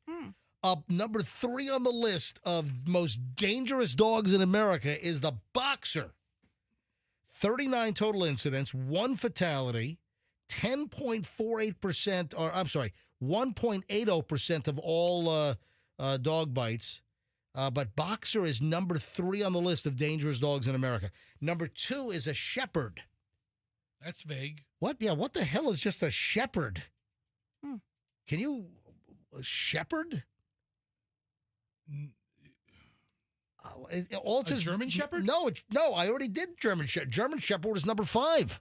I mean, number 2 is just shepherd. I type in shepherd the hell dog, is that? and it gives me 12 different breeds. The hell is just a shepherd? I mean, there are shepherd dogs. Like the Australian Shepherd, the German Shepherd, your collie's a shepherd. Old English sheepdog, I think, is a shepherd. Yeah, it does. What kind of shepherd? Anyway, 227 incidents make it number 2 on the list. 2 fatalities. And ladies and gentlemen, I'm Casey Kasem, and now we're up to the number one dog in the USA. The most fatalities, the most total incidents, the most dog bites, the highest percentage of dog bites of any breed in the USA. And that prize belongs to the pit bull. So not a shocker there. 579 total incidents with pit bulls. 26.74% of all dog bites in America during that period of 2021 to 2023. 26.74% of dog bites in the U.S. attributed to pit bulls, with 61 fatalities. I mean, far away higher than any. And you know what it is? A lot of those fatalities are kids and infants. Yeah. You know, that the dog, it attacks the baby. I know a lot of people really love pit bulls, and I've seen, listen, sweet dogs. Let me tell you right now, I've seen some really sweet pit bulls. I've got no time for pit bulls. Nope, me neither. I ain't got no time for you. I ain't got time for that. Sweet Brown. Yeah. Cleveland apartment fire. Look it up. I ain't got time for that. I got the bronchitis. So, I have no time for pit bulls. I don't ever want to be around them. I don't want my kids around them. I have never, MJ, verbally threatened somebody's life, except for the one time in Carrollwood Park when my daughter's running around and an unleashed pit bull started just jogging toward her. Oh, you threatened someone's life? I screamed at the guy. It was unleashed. I go, get your dog. Get your bleeping dog. Because he's running toward my kid who's like 4. Oh, wow. Yeah. And I said, if anything happens, I said, I will kill you. Oh, man. I will kill. And I'm not a solo. I'll kill him and his whole family. If he touches my kid, he's off. It's over. It's over. For everybody. Yeah. By the time they catch me, I'll mow down everybody who's related to you. Yeah. You know, get your bleeping dog. And the dog was nice enough. Did the guy go get his pit bull? He went, hey, it's a park, dude. And that's what he said back to me. It's I a was like, what? He said, it's a park. That's what he said. I said, the dog starts jogging toward Hadley, and Hadley's running, and she kicked the ball, and she's running after the ball, and the dog starts making a beeline for the ball and Hadley, and I'm screaming, not just yelling, screaming, get your dog on a leash. And he looks and he goes, it's a park, dude. And I said, if anything happens, and then I laid down the threat, and I would have. Speaking of dogs, hey, should we go to phone? Should I ask people about pit bulls or no? I mean, we're going to get people who say, oh, Fester, pit bulls can be so nice. It's how they're raised, which is true. Mike Vick pit bulls were different than pit bulls who were, in coddling homes, but I don't trust them. Yeah. And speaking of dogs, a dog owner can pass stress and anxiety onto their dog. Oh, is it? Okay. Yeah. Kissing again? No. Like a couple? Is this another one of those? Yeah. Kissing your dog. Yeah, French kissing your dog. So we had a story earlier that depression can be passed to couples or one individual that's depressed. A new research project says that kissing your significant other, if you're depressed, can pass that depression on to them through bacteria in your mouth and saliva. Well, no, this is different. Dog owners who are stressed out, and a lot of times it's work-related stress, can bring that stress home and pass the anxiety onto their dog, according to a new study. Okay. I thought having a dog was supposed to relieve your stress. Well, it should, but if you bring your stress home, there's new research that you've heard this before, that your dog keys off of your emotions. Yeah. I think this is ass backwards. Why is I don't that? believe this study. I don't get depressed if my dog feels down. Like, man, tough luck, kid. I mean, the owning a pet is supposed to, they say, like, relieve your stress. Yeah, and you feel better with your dog. Yeah. Well, nobody's happy to see me as my dog is. Yeah, exactly. A new study's been published in Scientific Reports, and it finds that stress from work can affect your dog at home. Now, it's kind of a small research group. 2 people. Researchers surveyed 85 working dog owners, and they measured job stress and how often people kept thinking about work during their free time. Then they asked how stressed owners thought their dogs were also doing, and they tracked the actual behavior linked to the canine stress, whining, pacing, restlessness, and they found that the owners with higher stress dogs had dogs who showed more of the stress-related symptoms or behaviors. Maybe they're just being ignored because the owner is so stressed about their job. And that's why they're whining and pacing a little bit. Maybe so. I don't know. This doesn't sound right to me. Hey, back to your dangerous dogs. Have you always heard? I see what you're saying. I had a neighbor kid who was bitten by. This was my dad's least favorite dog. What kind of dog? The Chow Chow. Oh, yeah. I remember back in New York, a kid in the neighborhood got bitten by another neighbor's Chow Chow. You know what? I have heard that. Like, don't ever go near that dog. You've always said that too. I've heard that before. That Chow Chows can be. It's a sweet dog when it Can be wants to face be. ripper offers. And it turns. Yeah. I mean, and it's probably lack of training. in a Almost lot of like these they've got mental problems or something. You know what? I don't think it's a good-looking dog either. I don't know.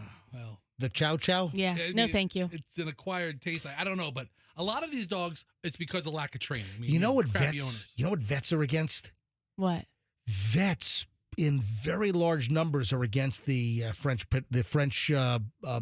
Oh, yeah. Bulldog. Yeah. Uh-huh. It's just a hard breed. Yeah, You know. lots of vets will try to dissuade people from the French Bulldog. And a lot of vets just don't like them because I guess they have very high degrees of medical issues. Yeah, not because they're crazy aggressive, but they have medical issues. It's not easy to breed them. It's because the scrunched up face. Yeah, and they have they have breathing issues and they choke on their own dog like snot. Yeah, they snore. Yeah. Gross. But seriously, and they're the most expensive breed. French Bulldogs are among, I should say, the most expensive. French Bulldogs very commonly go for like what, $3,000, $4,000, $5,000. Yeah, I mean, but they are cute puppies. They are cute though. Oh, they're I agree, Fester. Oh, they're adorable. They're Get one, Fester. But Get one for you. Vets, if you were to survey vets, most vets I think will say, don't get a French Bulldog. Yeah. Although they're very adorable animals, but they've got just a lot of medical things, a lot of health issues. Where's my Diddy? Oh, here we go. I got a Diddy pile. So the trial resumes today. It should be off and running because they were off on Friday. Yeah, go to the New York Post. The New York Post has like a live, feed. Yeah, they've a live stream of like the stories, and their court reporters are in the venue, and they're like keeping like a running live ticker right there, live Diddy ex-assistant. So New York Post has a live running feed of the Diddy trial. I'll take it from here, Fester. Capricorn Clark? Yeah, so I have that in my pile. So Capricorn Clark is expected to testify today. Is she against Diddy or for Diddy? If you scroll down 4 minutes ago, what Diddy's ex-assistant Capricorn Clark is expected to reveal when she takes the stand today. So I guess they haven't started yet. Sean Diddy Combs' ex-assistant Capricorn Clark, who once reportedly dubbed him the devil, could spill the tea on the stand Tuesday about the jealousy that sparked his break-in of rapper Kid Cudi's home. Clark's testimony is set to kick off the resumption of the hip-hop mogul's Manhattan sex trafficking trial. Cudi, his full name, blah, blah, blah. All right, I think that's it with the feed. All right, so they must not have started yet. It should be starting any minute. I would imagine they're probably going into the courtroom now. But throughout the day, New York Post is live blogging the trial? Yeah. Oh, yeah. Yeah. Every single thing that happens, that's what I was looking for. It's a live feed, live blog. The New York Times, Washington Post. Are they all doing it? All, yep. CNN. Yeah. They're all on it. I've been watching the New York Post one. So speaking of Diddy, a couple of things here. What about Univision? See? Oh, no. I don't know. Oh, you know what Michelle found? Michelle found this website that's doing AI. Law and Crime. All right, so Law and Crime, which is a fairly well-known website. Yeah, Law and Crime, but are they doing the whole trial, or do they just because all I found don't know. I only found one clip. They're doing AI mock-ups? Yeah, So everybody's yeah. saying, So they're using AI like graphics and animation, and it looks real. You know how some of the AI videos? Oh no, they do it every day. But, it looks like I've got 3 YouTubes just popped up right here from May 12th, May 21st, and May 14th. Yeah, well, that's not every day. Well, I'm sure if I looked at it, it would probably be almost every day. All right, here's a sample that I found. Good afternoon, Your Honor. Maureen Comey, Matisse Steiner, Meredith Foster, Madison Smizer, and Christy Slavic for the government. Good afternoon. Good afternoon, Your Honor. You have Mark Agnifilo, Taney Garagos, Brian Steele, Alexandra Shapiro, and Jason Driscoll, and we're joined today by Mr. Combs. Good afternoon. Good afternoon. Good afternoon to you, Mr. Combs. All right. Good afternoon, Your Honor. Have you heard the questions I asked the government attorney and your counsel and their answers? Yes, I have, Your Honor. It actually kind of sounds like Diddy. It's a little robotic. It's very robotic sounding. So that would drive me crazy. Well, you gotta have it do the salacious stuff. So you need to go through it, the notes that I have, and you find where they were describing like the hotel room or what they found in what the federal agent found in the closets, and then you play that clip. That would be funny. What you played right there is the opening of every day. Every day they announce themselves to the court, like who's there, whatever, representing who, blah blah blah. Well, see if you can find. Oh, this is the AI generated stuff. All right, well, see if we can for tomorrow. See if you and Andrew can pull some good stuff. Yeah, we're not going to do that from today. Just find a sample so we can listen to it. I'll find it for you. So Diddy spent his first Memorial Day weekend in jail, in the Brooklyn Detention Center, Metropolitan Detention Center. Are these what the people really look like? Like these AI renderings? I'm sure there's some similarity. So Diddy spent the weekend with fellow inmates playing 3-on-3 basketball. They played dominoes, board games, according to TMZ. As far as food, what's on the menu for Diddy? Well, for Memorial Day weekend, they had barbecue chicken, macaroni and cheese, mixed vegetables, and a holiday dessert. Bet you it's not like Mama make. What'd you say? I bet you it's not like Mama made. made. It sounded like you said something else. Also, dinners, chicken and rice, pinto beans, canned corn, and whole wheat bread. That's some not cornbread? That's some good eating right there in the Metropolitan Detention Center with P. Diddy. Canned corn and whole wheat bread. It's prison. It's big number 10 cans of corn. All right. When we get back, I've got some additional celebrity stuff. Why is Britney Spears tied to Diddy all of a sudden? Yeah, there's two Britney Spears stories. You see Britney got in trouble? What'd she do? Yeah, Britney Spears got in trouble. A story broke over the weekend. And then Britney Spears and her connection to Diddy. We'll get to that next. Plus, a lot of loose ends, man. Final segment of the MJ Morning Show on any given day is my favorite because I've got all the good stuff I haven't gotten to. I've got to cram it in. All right? So stand by. Final chunk of the MJ Morning Show is next here on Q105, 104.7 FM. We're in a world where you have all these big box retailers, and something's been lost, especially with jewelry sales. It's been lost? It's that personal touch. It's,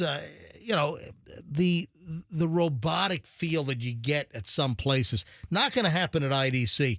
International Diamond Center is a local diamond powerhouse that is known the world over. Folks know IDC. They know Keith and the team. They know the connections they have to the diamond industry, how they're the wholesalers. I mean, you're not going to see a bigger selection of diamonds in the whole state of Florida. It's just nothing like IDC, nothing like International Diamond Center. They are a powerhouse, but they're locally owned, and you're going to feel like you're the only one that matters when you deal with IDC. They don't believe in commissioned salespeople. All their experts get paid based on their knowledge and experience, not on what they upsell you or get you to buy. They want you to get the best possible thing. So with non-commissioned salespeople, they're not inclined to jam you up, to juice up their commission. Get an education. Have a great experience. IDC doesn't have a Wall Street number or a sales quota to hit. IDC has been picked by all the top bridal designers to be their authorized dealer, their authorized reseller. So all the top settings, top designers, IDC. Engagement rings, upgrades, folks, it's got to be IDC. International Diamond Center, Tampa, Clearwater, Lakeland, and Sarasota, and tell them that MJ sent you. When it's a car accident or a slip and fall, it's Kemp Law. Accident or fall, you call Kemp Law. Anything new on the Allison Uber front where, folks, if you don't know, Allison's car was smashed by an Uber in downtown Tampa. Allison, of course, Fester's wife. Anything new since we last spoke about this last week? I mean, on the repair front, we expect to get the car back hopefully the next day or so. On the other side of it, the injury side of it, this is the part where you really need the law firm to really go back and forth with these. And we don't have to sweat or worry about any of it. Yeah. They're handling everything. So the car damage was estimated at $4,000, and then it shot up to what, $7,000 once they got into the car. Yeah, there were sensors and other things, and it was just it became a bigger mess. And then, they of course, it all. Allison's neck was jammed and jarred, her back. And listen, you get slammed by a vehicle, you get rear-ended, you might have issues, and you need a good law firm. You need a law firm that knows how to put it all together, knows how to make sure evidence doesn't spoil, to represent you to get a settlement. And that's Kemp Law. Accident or fall, you call Kemp Law, kemplaw.com, and tell them MJ sent you. Traffic's on 927. MJ Morning Show back in minutes. An accident's off to the left shoulder, northbound 275 on the Howard Franklin getting into Tampa. The Courtney Campbell.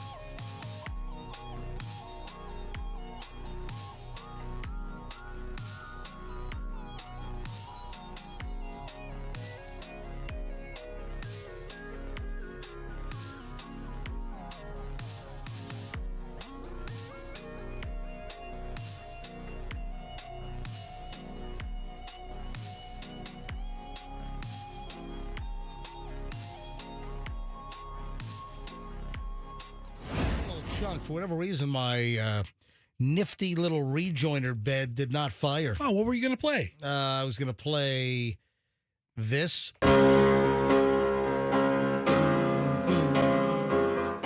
Yeah, the recap of all the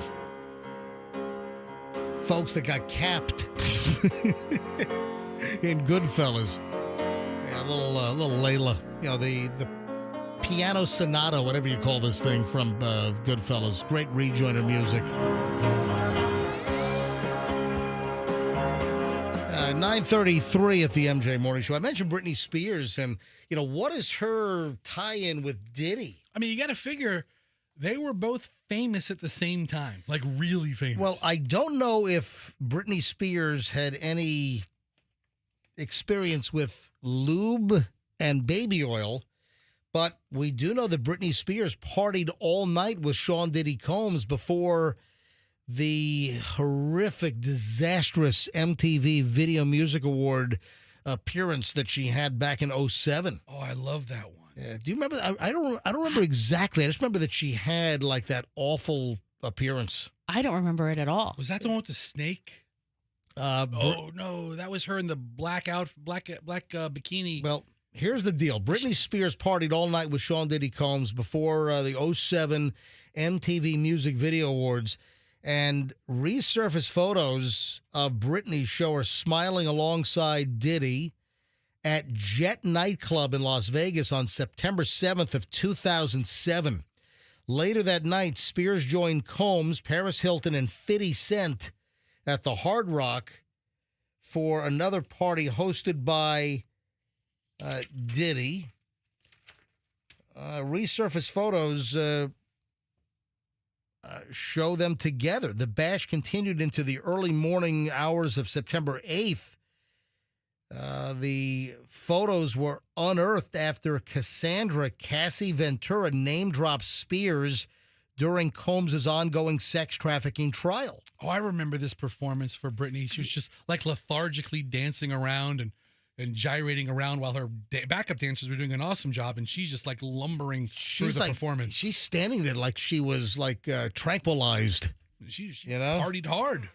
Yeah. Anyway, so they're trying to like dig up old photos now of Britney with Sean Combs. P. Diddy was the ultimate chameleon to whoever he was around. Oh, I mean, yeah.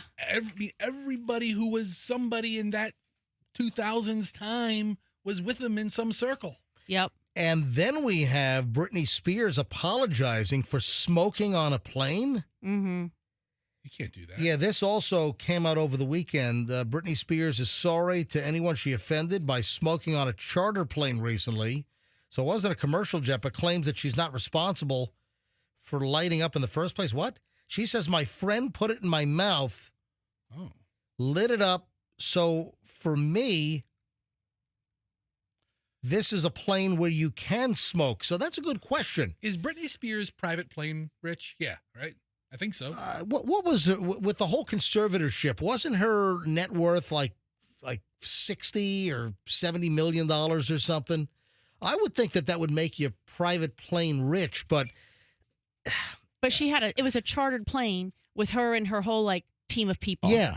But what is the rule on charter flights? You know, I just think it's I'm sorry, to spend, let's say, $25,000 to fly from Tampa to New York. You know what? I'll get on Delta. I'll buy a cheap seat for $129. You're not rich enough. With my credit card, you're not rich enough. All right. You're not rich enough. I automatically get upgraded to Delta Comfort Plus immediately. Okay, you're not rich enough. Listen, I mean, you don't know what my finances you're not are. Rich enough. You know what? I'm not going to the airport. I'll tell you right now. Yes, I can afford to charter a private jet. Okay, fine. But Yes, I can. You're not rich enough to where it's not even a thought. It's not a thought because safety-wise, you're much safer on a regularly scheduled commercial airliner versus a chartered private jet. You know what? You're a much even with the Newark air traffic control crap. Fine. You're much safer on a commercial flight. Listen, you get wedged in an economy seat with somebody by the likes of me, and you're like, oh my God, I got to sit next to this fatty boombalatti for 4 hours. You're flying private forever. There's a lot more things are in your control. Different things are in your control when you fly privately. I heard. Because I don't fly privately. I have been on a private jet, a handful of times. I'm just telling you right now that you're much safer on a commercial jet. Dude, I saw on Instagram a guy who talks about like crazy business ideas on how to do side hustles and make money. Right? I follow the guy, and his plan was to build a set of a private plane. Dude, those exist. Yeah, but there's one like in California. There's one up in New York. And these influencers will rent a private jet interior to take photos to make it seem that they're on a private jet and they're just in like some warehouse with a private jet interior mock-up. Dude, those exist. Hold on. I didn't know. Hold on. Your friend has a grand scheme? Those exist. No, it's not my friend. It's somebody I follow on the gram. Go to Google right now. Go to the Google. All right. Go to the Googles and type in private jet interior for social media influencers. Type that in. There have been stories written about this. There are a couple of companies. There's one, I think, up in aircraft sets and studio mock-ups. Look at this. Right here. Stop. I got it. Look at this. Influencers are pretending to fly private by using private jet sets in a studio in California. Yeah, there was some company I had no idea. I heard they were renting the planes like to stay on the tarmac, the runway. What is it called? Look at this. Influencers are paying $60 to rent a private jet set to fake their photos. And this is real. I know there's one in California. I thought there was one up in like New York, New Jersey area. And when you see an influencer and it appears that, we're flying to Paris. I'm just sitting here. Look at the picture I'm taking of myself inside a private jet. And you don't know if they're really on a jet or if they're in a fake set in a warehouse in like Teaneck in New Jersey. All right. Anyway, so Britney Spears was on a private jet, and I guess she lit up. But what's the rule on that? I would imagine. Listen, if you're on your own private jet, you can probably smoke whatever the hell you want. This JSX also does like it almost looks like a hop on, hop off kind of thing. Hold on, what's JSX? That's the company that she chartered the jet through. Okay, all right. So it might not have been just her crew, or she may have privately, booked it. But in any event, they use those planes for like a limited commercial flying opportunity. Private jet companies have the flexibility to determine their own smoking policies. Yeah. Oh, listen, on a private jet, it's whatever the policy is. If you own your jet and you have your own crew and it's your jet, you can do whatever the hell you want on it. You can smoke doobs. You can have a hash pipe going. Whatever you want to do, you can do on your jet.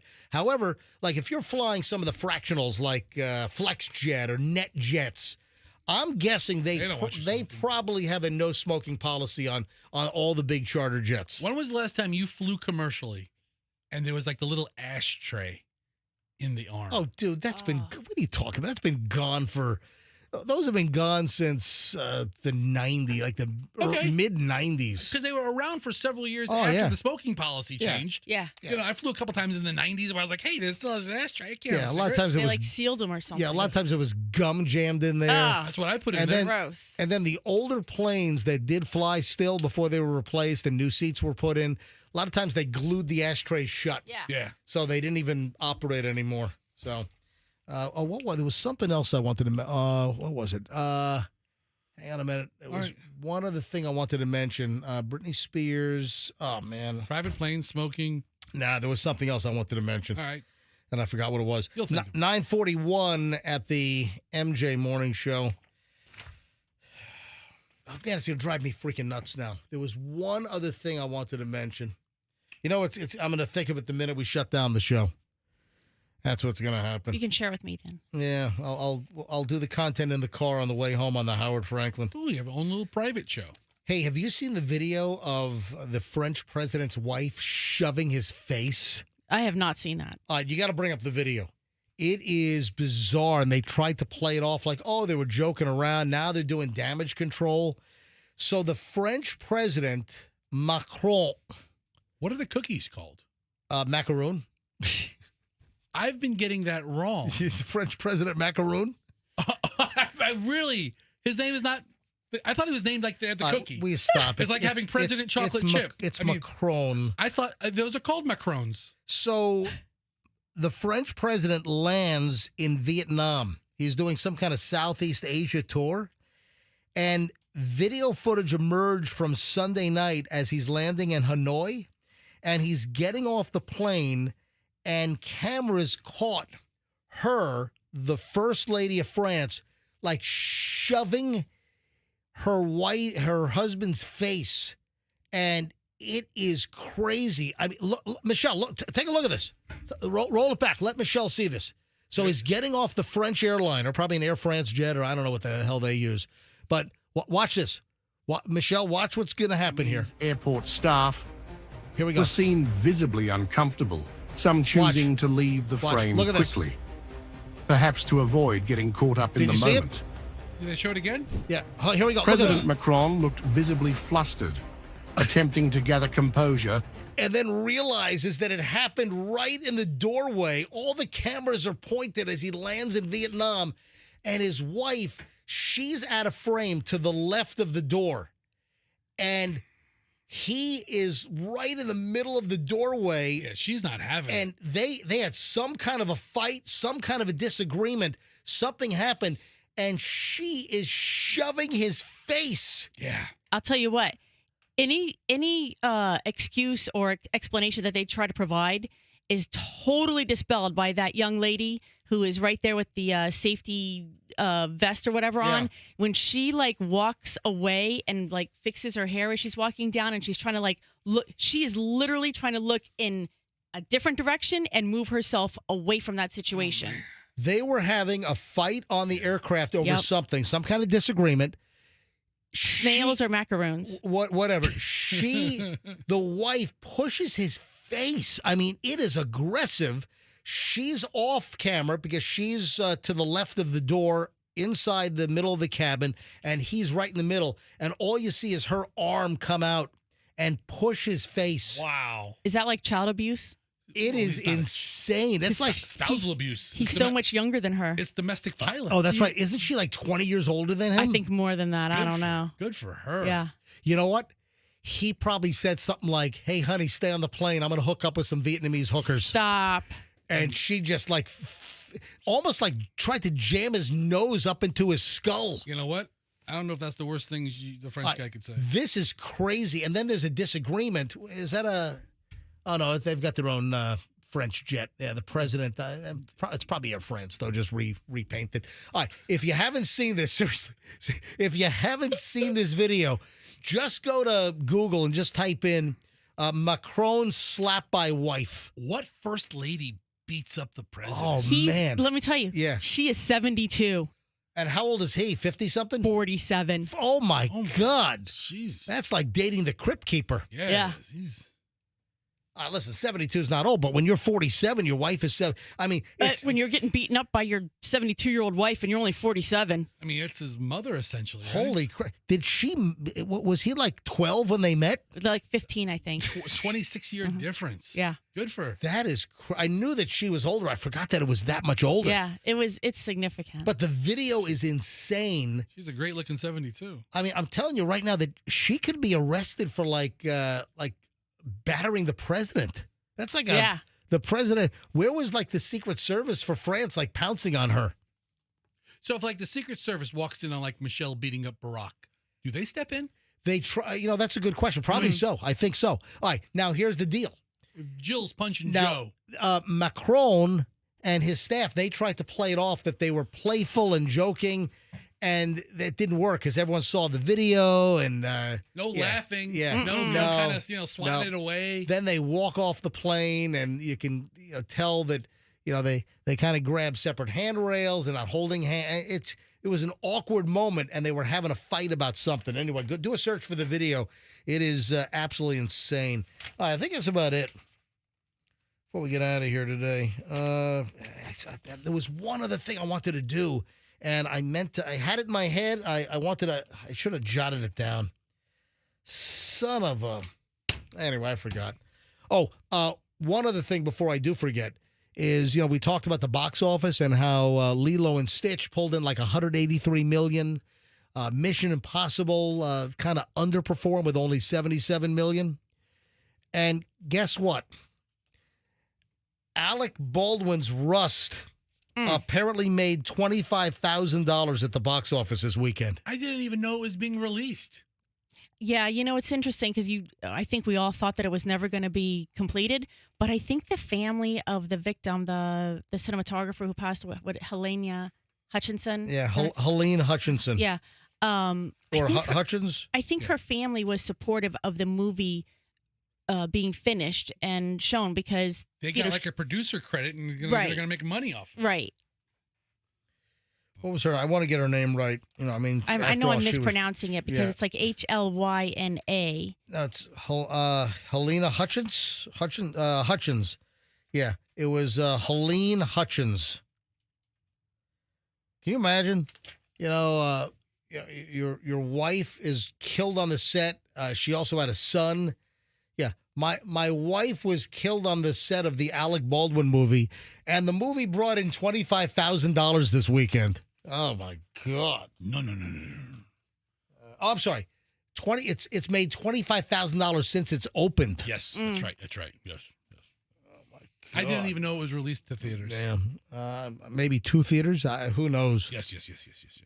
All right, 9:48 at the MJ Morning Show. I think we got to roll. And I'm gonna whatever I thought that I wanted to do and I couldn't remember. I'll remember it in the car on the way home, folks. That's gonna wrap it up for the Tuesday edition of the show. Anything, Andrew, that I missed? Anything, Michelle? Anything that Speak Now Forever Hold Your Peace at least until tomorrow morning at 6 a.m. Not that I can think of. All right, then with that we got to roll. Fester, anything from you or no? Yes. All right, go ahead. Macaroons are coconut cookies and macarons are almond flour-based French desserts. And that's what I was thinking of. Thank you to whoever sent me that on text. Whatever. Appreciate people. You need to... Andrew is telling me in my ear that French President Macron's wife has a kid older than her husband. So hot. Oh, God. That is so hot, man. Good for her. Your stepson is older than you, the president of France? He doesn't have to listen to you. He's 3 years older than you are. 9:49. Folks, have a great day. You need to get a hold of me. I'm MJ at MJMorningshow.com. Instagram, give me a follow. Certified MJ Radio. And we'll see you tomorrow morning. And have a great day. And let's be careful out there.